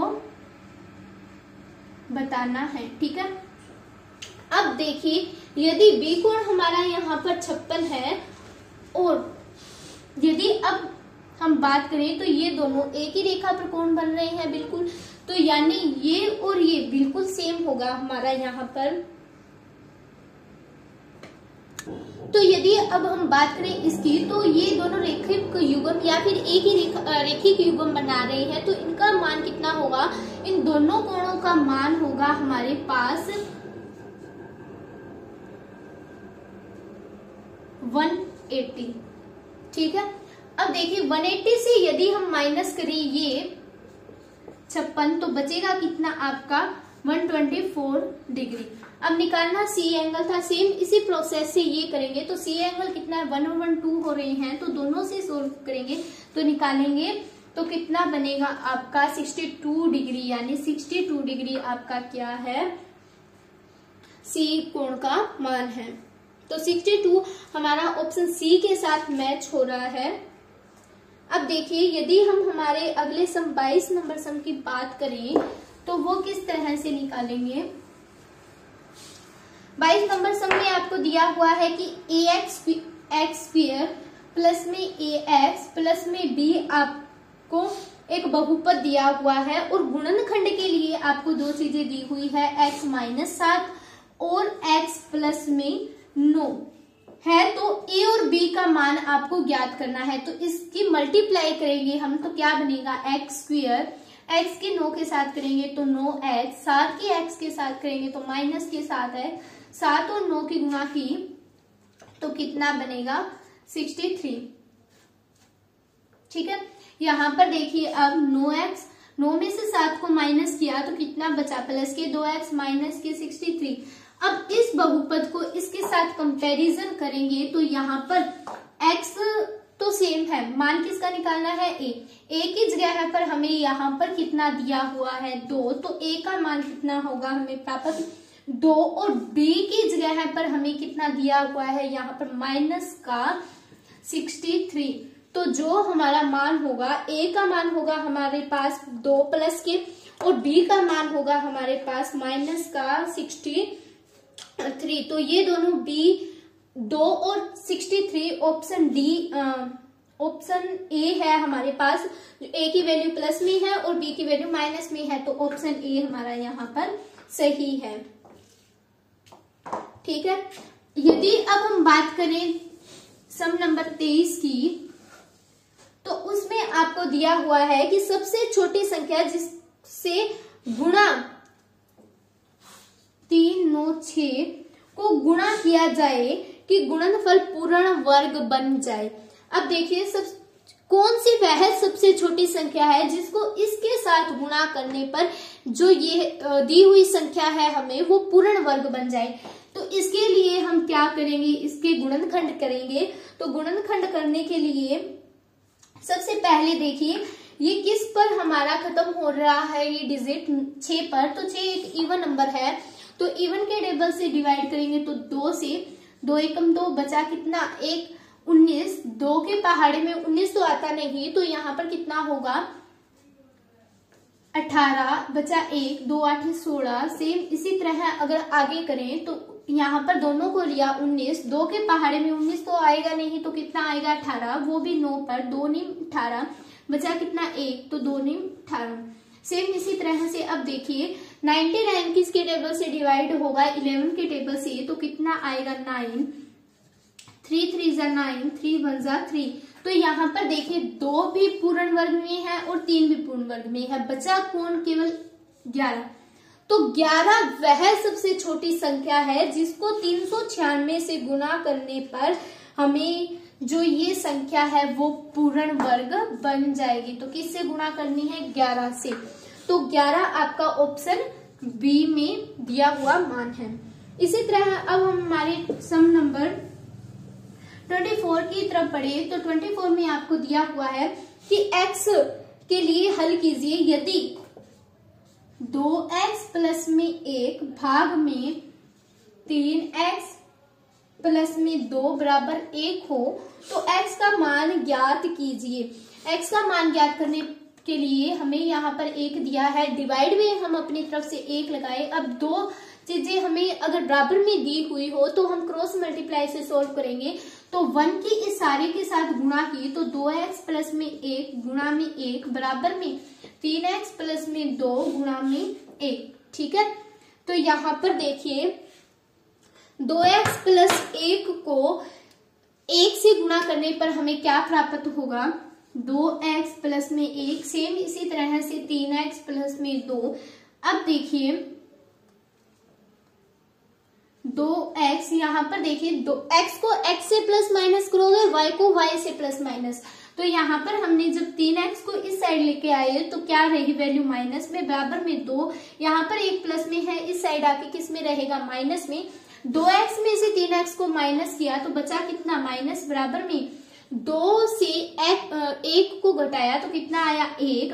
अब यदि x का मान हम देखें तो कितना आया? -1। यानी 24 नंबर सम में -1 ऑप्शन सी में दिया हुआ है आपको। तो ऑप्शन सी आपका यहाँ पर सही है।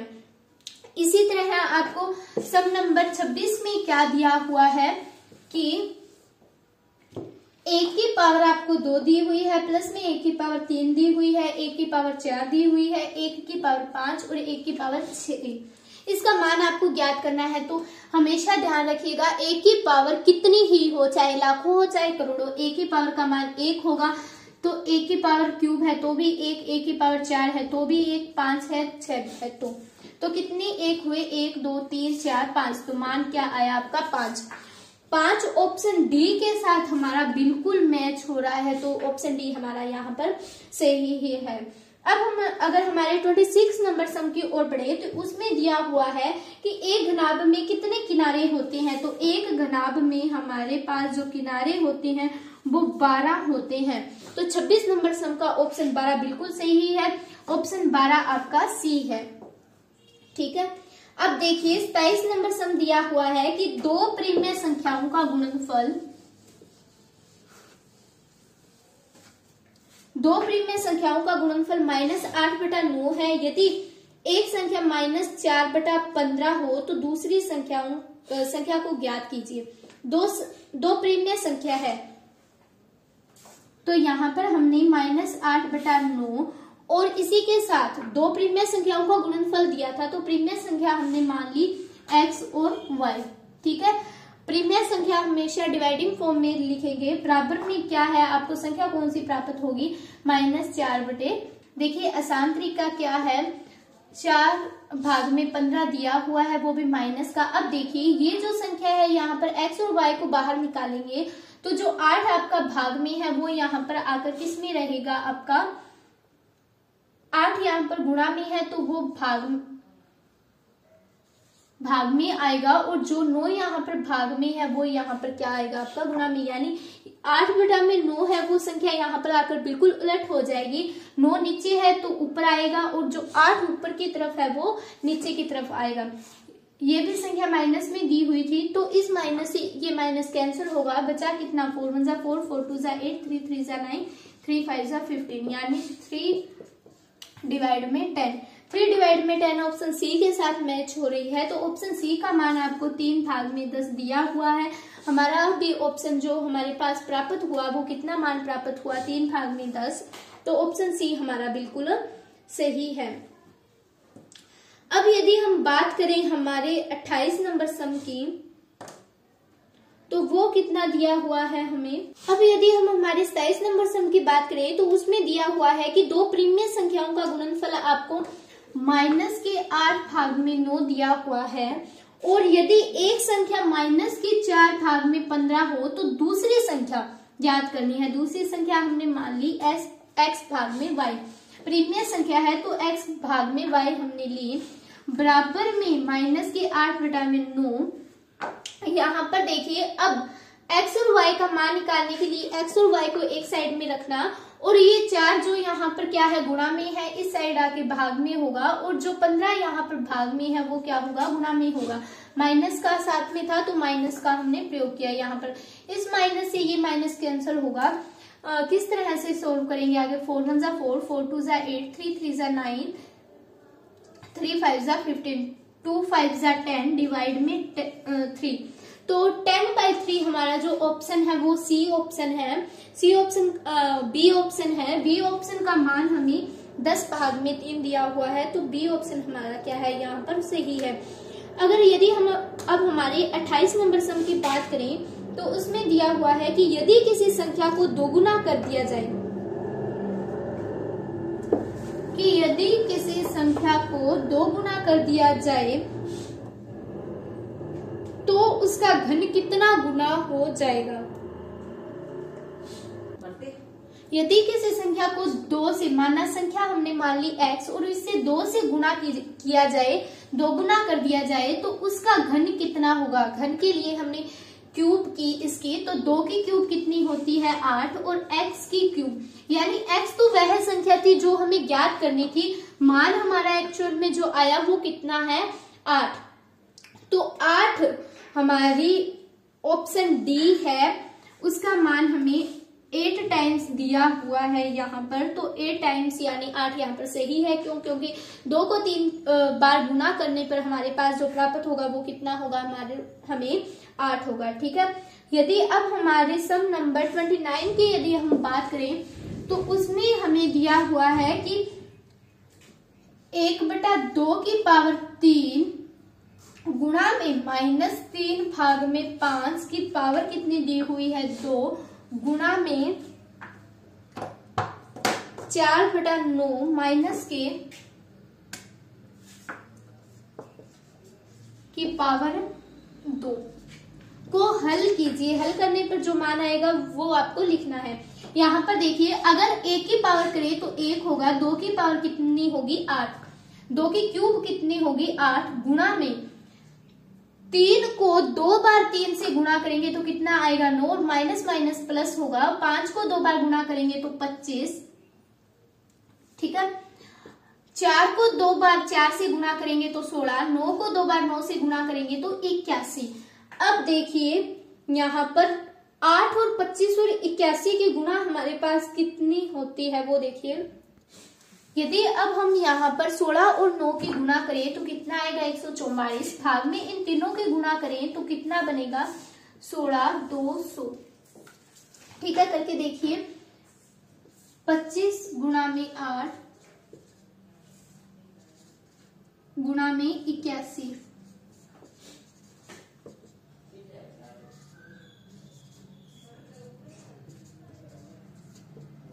ठीक है।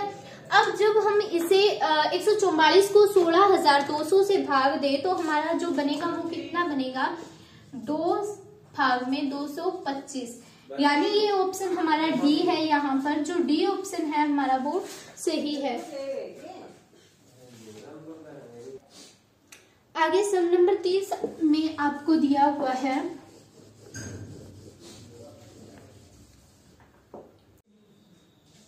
तो अब यदि हम बात करें इस सम की तो इसमें दिया हुआ है इसका परिमाप, समचतुर्भुज का परिमाप दिया हुआ है 160। तो यदि हम इसकी भुजा ज्ञात करें यानी ए का मान ज्ञात करें तो वो कितना होगा यहाँ से 40। समचतुर्भुज में 1 2 3 4 भुजा होगी, 160 को 4 से भाग देने पर कितना प्राप्त होगा 40, तो 40 से इसकी भुजा हुई।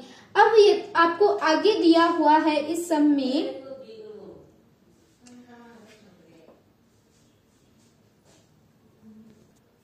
यहाँ से अब देखिए ये पूरा विकर्ण आपको 10 सेंटीमीटर का दिया है तो ये आधा कितना हुआ 5 सेंटीमीटर का हुआ, 5 का ये और 5 का ये दोनों मिलकर कितने हुए 10 के। अब देखिए ये यहाँ पर एक राइट एंगल ट्रायंगल बन रहा है जिसमें हमें 2 भुजा दी हुई है और तीसरी भुजा हम निकालेंगे तो वो किस तरह से निकालेंगे, पाइथागोरस प्रमेय का हम यहाँ पर प्रयोग करेंगे। पाइथागोरस प्रमेय क्या होती है, कर्ण स्क्वायर बराबर में आधार स्क्वायर प्लस लंब का स्क्वायर। कर्ण स्क्वायर देखिए 40 का स्क्वायर कितना हुआ यहाँ पर,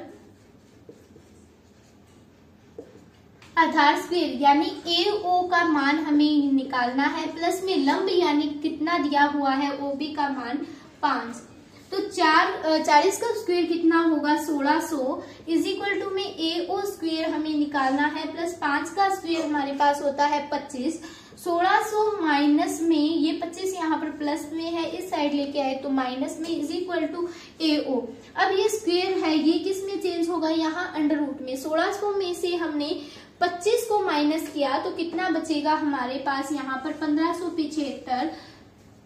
1575 का अंडर रूट होता है, उसका मान हमारा कितना होता है 15√7, यानी 15 15 225, 225 को 7 से गुणा करेंगे तो कितना प्राप्त होगा 1575। अब देखिए 15√7 किसका मान आया, AO का 15√7। पूरी हमें विकर्ण की लंबाई ज्ञात करनी थी, विकर्ण हमारा क्या है AC है, ठीक है। AC किससे मिलकर बना है, 2AO से, तो 2 गुना AO का मान कितना है हमारे पास 15√7, तो यहाँ पर 15 की 2 के साथ गुणा करेंगे तो 30√7 हमारा क्या होगा, पूरा जो विकर्ण है उसकी हमारी लंबाई होगी, जो दूसरा विकर्ण है उसकी, ठीक है। यहाँ पर अब नेक्स्ट सब में आपको क्या दिया हुआ है, उसमें दिया हुआ है कि x स्क्वायर डिवाइड में 4, y स्क्वायर माइनस डिवाइड में 9, x स्क्वायर भाग में 4 माइनस में y स्क्वायर भाग में 9 के गुणनखंड कीजिए। यहाँ पर देखिए यदि हम इसे इन तरीकों से लिखें, x का स्क्वायर तो है 2 को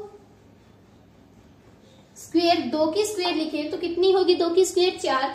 इसी तरह से y का स्क्वायर तो है यहाँ पर दिया हुआ, यदि हम 9 का स्क्वायर लिखे तो 3 की स्क्वायर कितनी होगी हमारी 9।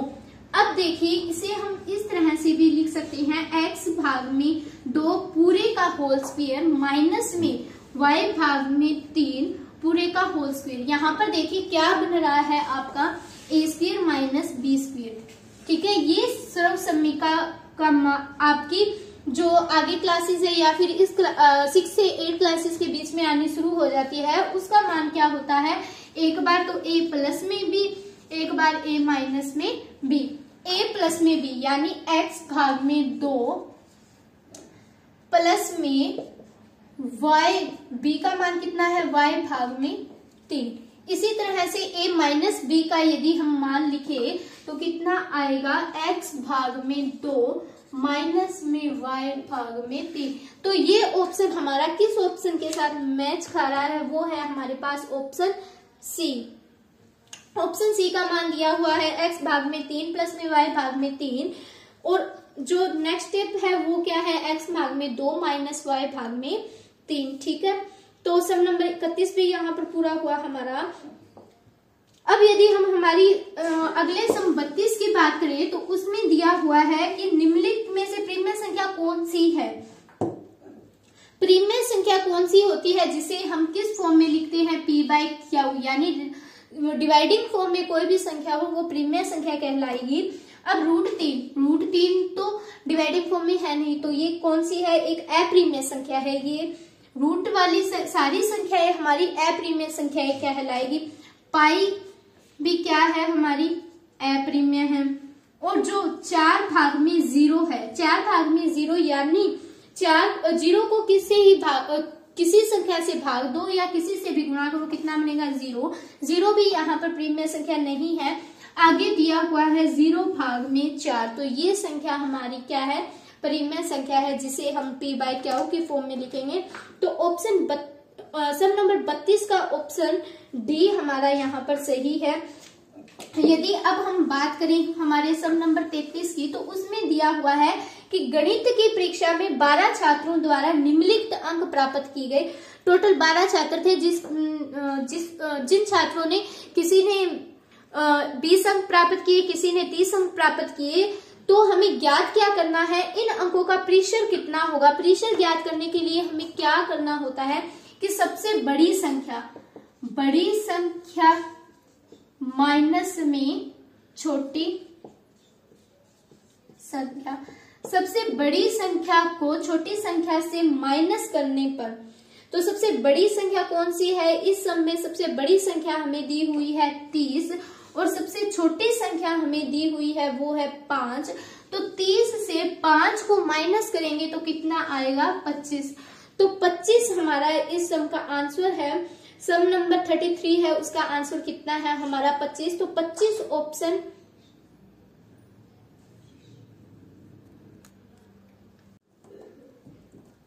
अब देखिए इसे किस तरह से सोल्व करेंगे। x की घात 3 भाग में 2 दी हुई है, 2 को क्या लिखेंगे 2 की घात 3। तो इन दोनों की अगर हम पावर इनको कंपैरिजन करें तो क्या लिखेंगे, x की जगह पर 2 लिखा और देखिए 3। अब देखिए इसके साथ जो गुणा में होगा, 2 यहाँ पर भाग में है तो गुणा में होगा और 3 इस साइड यहाँ पर आकर भाग में हो जाएगा, यानी ये जो संख्या है यहाँ पर बिल्कुल इसकी अपोजिट हो जाएगी। 3 से 3 कैंसिल होगा, 2 की घात 2 कितना आया 4। तो 4 आपका ऑप्शन बी है। ठीक है, अब सम नंबर 35 में आपको दिया हुआ है 8, 7, 3, 5 में 7 का स्थानीय मान ज्ञात कीजिए। 7 का स्थानीय मान ज्ञात करेंगे तो क्या होगा, 7 का स्थानीय मान, 7 कितने डिजिट छोड़कर है 2 डिजिट, तो 2 0 यहाँ पर लगा दीजिए। तो 7 का मान कितना होगा 700। 700 आपका ऑप्शन बी है। निम्न में से कौन सा कथन सत्य है वो आपको बताना है। ऑप्शन ए में दिया हुआ है कि कोई तीन रेखाखंड एक त्रिभुज का निर्माण करते हैं। त्रिभुज के आंतरिक भाग के शीर्ष शामिल हो सकते हैं। एक समबाहु त्रिभुज समद्विबाहु त्रिभुज होता है। ऑप्शन जो आपका सी है वो सही है। क्यों? क्योंकि जो समबाहु त्रिभुज होता है उसमें भी 2 भुजाएं बराबर होती है और समद्विबाहु त्रिभुज में भी आपकी क्या है 2 भुजा बराबर होती है। तो ऑप्शन सी यहाँ पर सही है। सम नंबर 37 में देखिए, निम्नलिखित में से कौन सी द्विमीय आकृति है। आयताकार प्रिज्म द्विमीय आकृति होती है 2D, जिसकी केवल लंबाई चौड़ाई दी हुई हो या जिसे हम पेपर पर ड्रा कर सकते हैं आसानी से। ठीक है, तो आयताकार प्रिज्म, इसमें लंबाई चौड़ाई ऊंचाई तीनों होती है। तो ये क्या है आपका ऑप्शन सही नहीं है। यदि अब हम हमारे नेक्स्ट ऑप्शन आयत की बात करें तो आयत को हम पेपर पर भी आसानी से ड्रा कर सकते हैं और इसमें केवल 2D, ये हमारी जो आकृति है वो 2D होगी। क्यों? क्योंकि इसमें लंबाई और चौड़ाई दोनों ही होगी, तो इसीलिए क्या है 2D है। ऑप्शन सी वर्गाकार प्रिज्म है वो भी रॉन्ग है। ऑप्शन सी वर्गाकार प्रिज्म है वो भी आपका क्या है वर्गाकार पिरामिड है वो भी क्या है रॉन्ग है। तो जो आपका सही ऑप्शन है यहाँ पर 37 नंबर सम का वो है ऑप्शन बी आयत, जिसकी आकृति 2D होती है। सम नंबर 38 में देखिए, 432 को पूर्ण वर्ग बनाने के लिए किससे गुणा किया जाना चाहिए। तो 432 इसी तरह हमने एक सम किया था इससे पहले, तो किस तरह से करेंगे सेम वही मेथड रहेगा। 432 को फैक्टराइज कीजिए और 2 के जोड़े बनाइए और जो संख्या सिंगल बचे वो क्या होगी इस संख्या से गुणा करने पर आपकी पूर्ण वर्ग होगी। ये सम सेम रिपीट हुआ है, बस डिजिट चेंज हुए हैं, सम बिल्कुल क्या है यहाँ पर सेम है। आगे देखिए जो सम 39 है उसमें क्या दिया हुआ है कि हल करें 3x माइनस 1, किसको हल करना है 3x माइनस 1 बराबर में 2x माइनस 11 को हल करने पर x का मान ज्ञात कीजिए। तो यहाँ पर 3 की x के साथ गुणा की, 3x माइनस में 3 बराबर में 2x माइनस के 11। 3x यहाँ पर 2x प्लस में है, इस साइड आके माइनस का हो गया, माइनस के 11 यहाँ पर ऑलरेडी है, यहाँ पर 3 माइनस का है तो इस साइड लेके आए तो क्या होगा प्लस में। 3x में से 2x को माइनस किया, बचा कितना x, 11 में से 3 को माइनस किया तो कितना बचा आपका यहाँ पर 8, वो भी किसका बचेगा माइनस का। क्यों? क्योंकि सिंबल हमेशा बढ़े के आगे वाला। तो 39 का ऑप्शन ए है, उसका मान दिया हुआ है यहाँ पर हमें -8, वो सही है।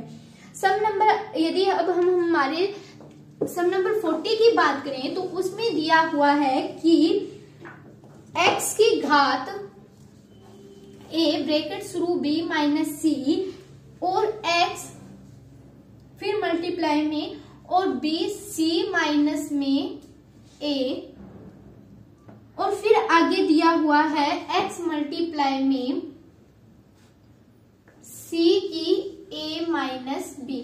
क्या दी हुई है हमें? x की घात दी हुई है a ब्रैकेट शुरू b माइनस c, फिर दूसरा x दिया हुआ है जिसका मान हमें x की b और c माइनस a, थर्ड में x में कंडीशन दी हुई है c और ब्रैकेट में हमें क्या दिया हुआ है a माइनस b। इसे किस तरह से सोल्व करेंगे? जब हमारी बेस सेम हो तो क्या हमारी प्रॉपर्टी रहती है, बेस सेम होने के बाद हमारी जो ऊपर वाली घात होती है उसकी मल्टीप्लाई होकर वो जुड़ जाती है। ठीक है, तो a के मल्टीप्लाई b के साथ करेंगे तो a की मल्टीप्लाई a करेंगे तो यहाँ पर क्या होगा हमारे पास माइनस का a c, सेम इसी तरह से किया तो प्लस में b c और b की a के साथ मल्टीप्लाई की तो माइनस का a b, सेम इसी तरह से c a माइनस का a b।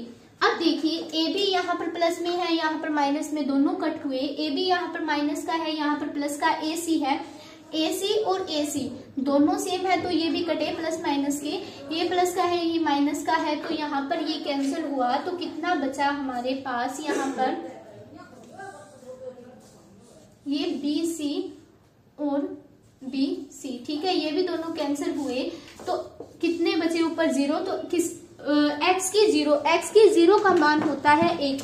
घात अगर कितनी ही बड़ी हो उसकी घात यदि मान कितना ही बड़ा हो, घात यदि जीरो है तो जीरो का मान जीरो न होकर क्या मान होगा? एक। तो x की घात जीरो है तो यहाँ पर क्या मान प्राप्त हुआ? एक ऑप्शन 40 नंबर सम का ऑप्शन सी हमारा क्या है? एक दिया हुआ है। अब देखिए अगला दिया हुआ है कि एक त्रिभुज के 3 कोण हैं, एक कोण सबसे बड़ा है, सबसे छोटे कोण का दुगना और दूसरा तिगुना है।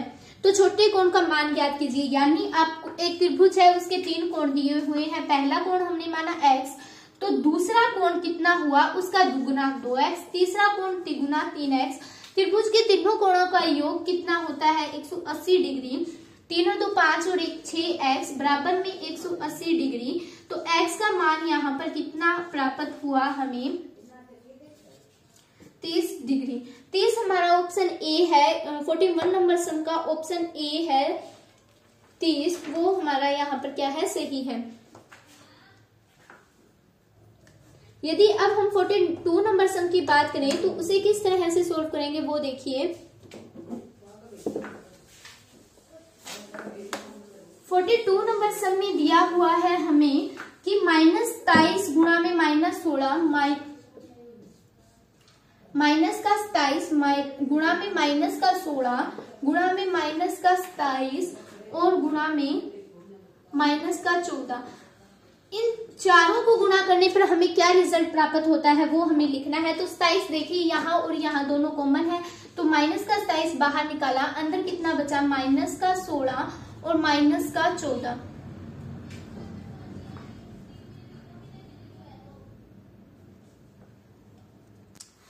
तो किस तरह से सोल्व किया? अंदर कितना बचा? माइनस का 16 और माइनस का 14। माइनस माइनस प्लस दोनों का जुड़कर कितने हुए? 30 और सैंपल किसका रहेगा? माइनस का। माइनस माइनस यहाँ से कैंसिल हुआ तो 27 और 30 की गुणा कितनी आई? 810। 810 आपका ऑप्शन बी है। 42 नंबर सम का ऑप्शन बी आपका यहाँ पर सही है। अब यदि हम बात करें हमारे नेक्स्ट सम की 43 की तो वो देखिए 43 में दिया हुआ है आपको कि 400 ml में 15% घोल की कितनी शुद्ध अल्कोहल मिलाई जाए कि उसकी क्षमता 32% हो जाए। तो यहाँ पर देखिए टोटल जो हमारे पास चीज होती है वो कितनी होती है? 100% ही। हर चीज अपने में 100% पूरी होती है। तो यहाँ पर यदि हम बात करें 400 ml की तो 400 ml में 15% घोल की कितनी शुद्ध अल्कोहल है उसका मान ज्ञात करना है। तो 100 में से 15 को माइनस किया, बचा कितना? 85% यहाँ पर। फिर आगे नीचे अगर क्षमता 32% हो जाए यानी 32% है तो 100 में से यदि हम 32 को माइनस करेंगे तो यहाँ पर हमारा कितना बचेगा? 68। ठीक है, सेम जो यहाँ पर किया वही यहाँ पर किया। आगे देखिए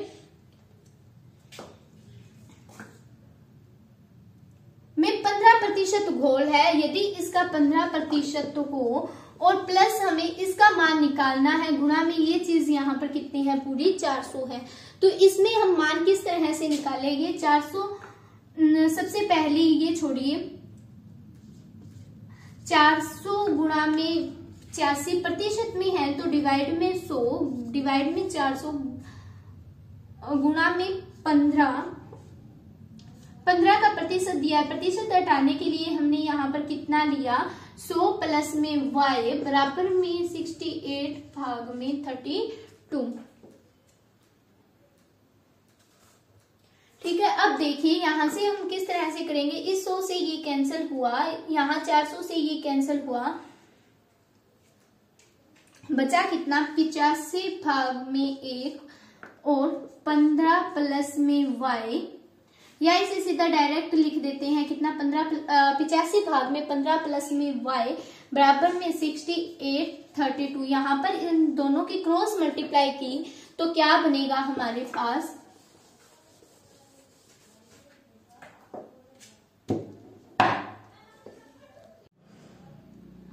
अब यदि हम हमारे सम नंबर 44 की बात करें तो उसमें दिया हुआ है कि एक आदमी 10 मीटर पूर्व की ओर चलता है, एक आदमी है वो कितने मीटर पूर्व की ओर चलता है, 10 मीटर।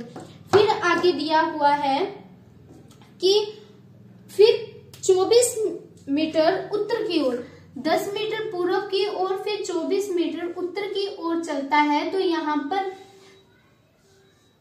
क्या ज्ञात करनी है आपको, प्रारंभिक बिंदु से दूरी ज्ञात करनी है, यानी सारे को ABC नाम दिया।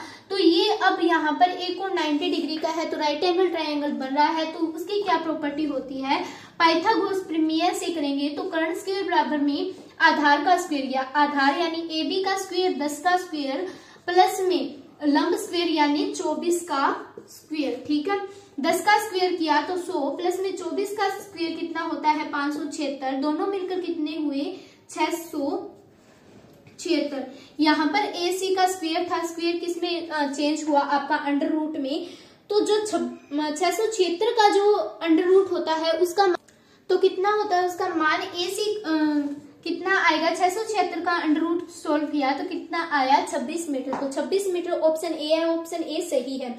सम नंबर 44 में दिया हुआ है ABC पूर्णांक संख्याएं हैं जहां A B से बड़ा है, और कंडीशन में ऑप्शन ए में क्या दिया हुआ है आपको, A गुणा में C बड़ा है किससे, B गुणा में C, यहाँ से C से C कैंसिल हुआ तो बचा क्या, A बड़ा है B से। अब देखिए A B से बड़ा है तो इसकी आगे कंडीशन दी हुई है कि C धनात्मक है तो दोनों कट गए तो A बड़ा है B से। ठीक है, अगली कंडीशन में दी हुई है कि A गुणा में C छोटा है B गुणा C से और C धनात्मक है, यहाँ से ये कटेगा तो यहाँ पर देखिए A छोटा है B से जो धनात्मक संख्या है, इसीलिए ये पॉसिबल नहीं होगा।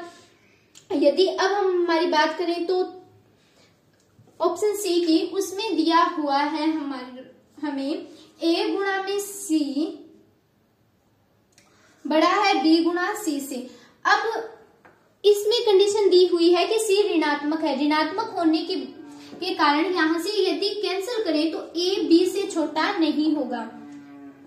अब ऑप्शन डी दिया है, इनमें से कोई नहीं, तो हमारा जो 44 नंबर सम है उसका ऑप्शन ए जो है वो बिल्कुल सही है। धनात्मक की प्रॉपर्टी भी बिल्कुल लागू है और ए क्या है, बी से बड़ा भी है। ठीक है, तो यहाँ पर 44 सम हमारे पूरे हुए। सम नंबर 46 में हमें दिया हुआ है कि एबीसी और एडी शीर्ष ए से खींचा गया लंब है, इस प्रकार AD 12 centimetre, BD 9 centimetre, DC बराबर 16 सेंटीमीटर है। तो जांच कीजिए एबीसी ए पर समकोण है या नहीं है। अब ये सम देखिए कि एक त्रिभुज था एबीसी जिसमें एडी लंब किस पर है, बीसी पर है, और एडी का मान 12 सेंटीमीटर दिया हुआ है, बीडी का मान हमें कितना दिया हुआ है 9 सेंटीमीटर, और डीसी 16 सेंटीमीटर दिया हुआ है। तो अब इस त्रिभुज में देखिए ये सारा त्रिभुज क्या बन रहा है, राइट एंगल ट्रायंगल का बन रहा है, 90 डिग्री का डी है। तो इसमें हमने पाइथागोरस प्रमेय का प्रयोग किया, कर्ण स्क्वायर बराबर में आधार स्क्वायर प्लस लंब स्क्वायर, इसके स्क्वायर इस अंडर रूट में चेंज हुई तो 15 यहाँ पर मान आया। अब यदि हम इस और इस दोनों का स्क्वायर करके जोड़े तो वो क्या है, बिल्कुल इस पर जो है समकोण बन रही है, यानी क्या था, इस सब में यही बताना था कि एक पर समकोण बन रही है या नहीं। तो यहाँ पर यदि अब हम हमारे ऑप्शन की बात करें तो ऑप्शन ए में दिया है यस, ऑप्शन बी में दिया है नो, ऑप्शन सी में दिया है कैन नॉट से, इसे हम नहीं बता सकते, ऑप्शन डी में दिया है नन ऑफ दिस, इनमें से कोई नहीं। तो ऑप्शन ए हमारा क्या है, यस, बिल्कुल सही है। यदि अब हम बात करें हमारे सम नंबर 47 की, तो सम नंबर 47 में हमें क्या दिया हुआ है कि 34 बोरी का वजन कितना है, 3, 4, 8, 3.3 है। यदि सभी थैलों को समान में भर दिया जाए तो थैलों का मान ज्ञात कीजिए। तो मान ज्ञात करने के लिए यदि हम 3483.3 को 34 से भाग दें, भाग देने पर जितनी संख्या हमें प्राप्त होगी वो क्या होगी, प्रत्येक थैले का भार होगी। सारे थैलों का भार यदि इतना है तो एक थैले का भाग किससे निकालेंगे, इस सारी संख्या को भाग देकर हम यहाँ पर संख्या निकालेंगे। तो 34 को भाग देकर देखें तो कितना आया है हमारा answer, 102.45 KG. 102.45 KG option A है, वो सही है। अब यदि हम 48 नंबर सम की बात करें तो उसमें दिया हुआ है कि आकृति दी हुई है आपको, जहां पर क्या है, एल समांतर किसके है, एम के है, और इन दोनों को क्या कर रही है, एक रेखा काट रही है। वो कितनी दी हुई है, इसका मान दिया हुआ है 2, इसका नाम दिया हुआ है यहाँ पर टी, और यहाँ पर एक आपका त्रिभुज बन रहा है, उसमें आपको कोण 3, कोण 4 और कोण कितना दिया हुआ है, 1 दिया हुआ है। और ये रेखा थोड़ी सी आगे की ओर बढ़ रही है तो इसका नाम दिया है पी। क्यों, ये आपको जो फिग है उसमें पेपर में दिया हुआ है। हमें क्या ज्ञात करना है वो देखिए, 1 का मान 60 है, कोण 1 का मान 60 है और कोण 2 का मान 100 है। तो 4 का मान ज्ञात कीजिए। 4 का ज्ञात करने से पहले हमें किसका ज्ञात करना पड़ेगा, यहाँ पर 3 का, कोण 3 का मान ज्ञात करना पड़ेगा। तो 3 का मान हम किस तरह से ज्ञात करेंगे वो देखिए। अब देखिए कोण 2 और कोण 3 बराबर है, तो 2 का मान कितना दिया हुआ है, सी दिया, मतलब ये कोण और यहाँ पर जो कोण है वो बराबर है। तो 2 का मान हमें कितना दिया हुआ है, 100 दिया हुआ है। तो ये कोण जो है हमारा कितना होगा, 100। अब 3 और ये 100 दोनों एक ही रेखा पर है, तो इसका मान कितना होगा, 180 डिग्री होगा। तो यहाँ पर हमने कोण 3 का मान ज्ञात किया, तो 180 माइनस में 100 डिग्री, तो यहाँ पर जो कोण 3 का मान आया वो कितना आया, 80 डिग्री। ठीक है। अब इस त्रिभुज में देखिए कोण 1 प्लस कोण 4 प्लस कोण 3 दिए हैं। तो त्रिभुज में कोण 1 प्लस कोण 4 प्लस कोण 3, यानी त्रिभुज के तीनों कोणों का योग करने के लिए हमने प्लस का सिंबल लिया और इनका योग कितना होता है, 180। तो यहाँ पर कोण 1 का मान दिया हुआ है 60 डिग्री, कोण 4 का मान हमें यहाँ पर निकालना है, कोण 3 का मान कितना है, 80 डिग्री हमने निकाला, बराबर में 180 डिग्री। तो कोण 4 का मान कितना आया, 60 और 80 यहाँ पर हुए 140, 180 माइनस में 140, तो कोण 4 का मान कितना आया, 40 डिग्री। ठीक है। तो कोण कोण 4 हमें निकालना था, उसका मान जो है ऑप्शन ए के साथ मैच हो रहा है, तो ऑप्शन ए सही है। सम नंबर 49 में हमें दिया हुआ है कि 0.03 प्राप्त करने के लिए 0.1 में से क्या घटाया जाए। तो यहाँ पर देखिए 0.03 प्राप्त करने के लिए 0.1 में से क्या घटाया जाए। घटाने के लिए जो घटाई गई संख्या है वो ज्ञात करनी है, इसीलिए जो घटाई जाने वाली संख्या है उसको हमने क्या माना, x माना। अब देखिए 0.03 बराबर में 0.1 माइनस का x। अब यदि हमने x को इस साइड लेके आए तो x यहाँ पर प्लस का हुआ, 0 माइनस का 1। अब देखिए ये यहाँ पर प्लस का है तो इसमें से 0.03 को घटाया, तो जो हमारा आंसर होगा वो क्या होगा, x का सही आंसर होगा। यानी 0.1 में से 0.03 को माइनस किया तो कितना आंसर आया, 0.07। तो 0.07 जो है हमारा वो ऑप्शन बी हमारा है 0.07, तो ये सही है। आगे दिया हुआ है सम नंबर 50 की एक पिक्चर 80 सेंटीमीटर गुणा 60 सेंटीमीटर है, तो इसका विकर्ण ज्ञात कीजिए। एक कोई भी पिक्चर है जो आयत की आकार की है, तो उसमें 80 सेंटीमीटर लंबाई गुणा चौड़ाई हमें दी हुई है, तो इसका एक विकर्ण ज्ञात करना है। 80 और 60 लंबाई गुणा चौड़ाई या कोई भी हमें ये वैल्यू दी हुई है, विकर्ण ज्ञात करना है, यानी हमें ये भुजा ज्ञात करनी है। तो ये देखिए अब यहाँ पर क्या बन रहा है, 2 भुजा दी हुई है, तीसरी भुजा निकालनी है, तो किस थ्योरम का प्रयोग करेंगे, पाइथागोरस प्रमेय का।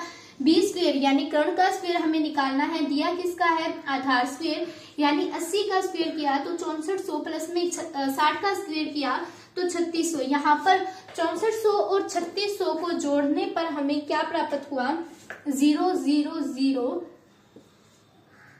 ठीक है, BC। अब BC का स्क्वायर किस में चेंज हुआ, अंडर रूट में, BC बराबर, अब इसका अंडर रूट कितना हुआ हमारे पास, 100 सेंटीमीटर आपका क्या हुआ, इस पिक्चर का विकर्ण हुआ, तो 100 सेंटीमीटर हमारा ऑप्शन डी है। तो यहाँ पर आपके जो सम नंबर 50 है वो भी पूरा हुआ। इस पेपर में 1 से 50 तक सम थे जो हमने बिल्कुल आसान तरीके से सोल्व किए हैं। आई होप आपको ये सभी समझ में आ गए होंगे। तो थैंक यू।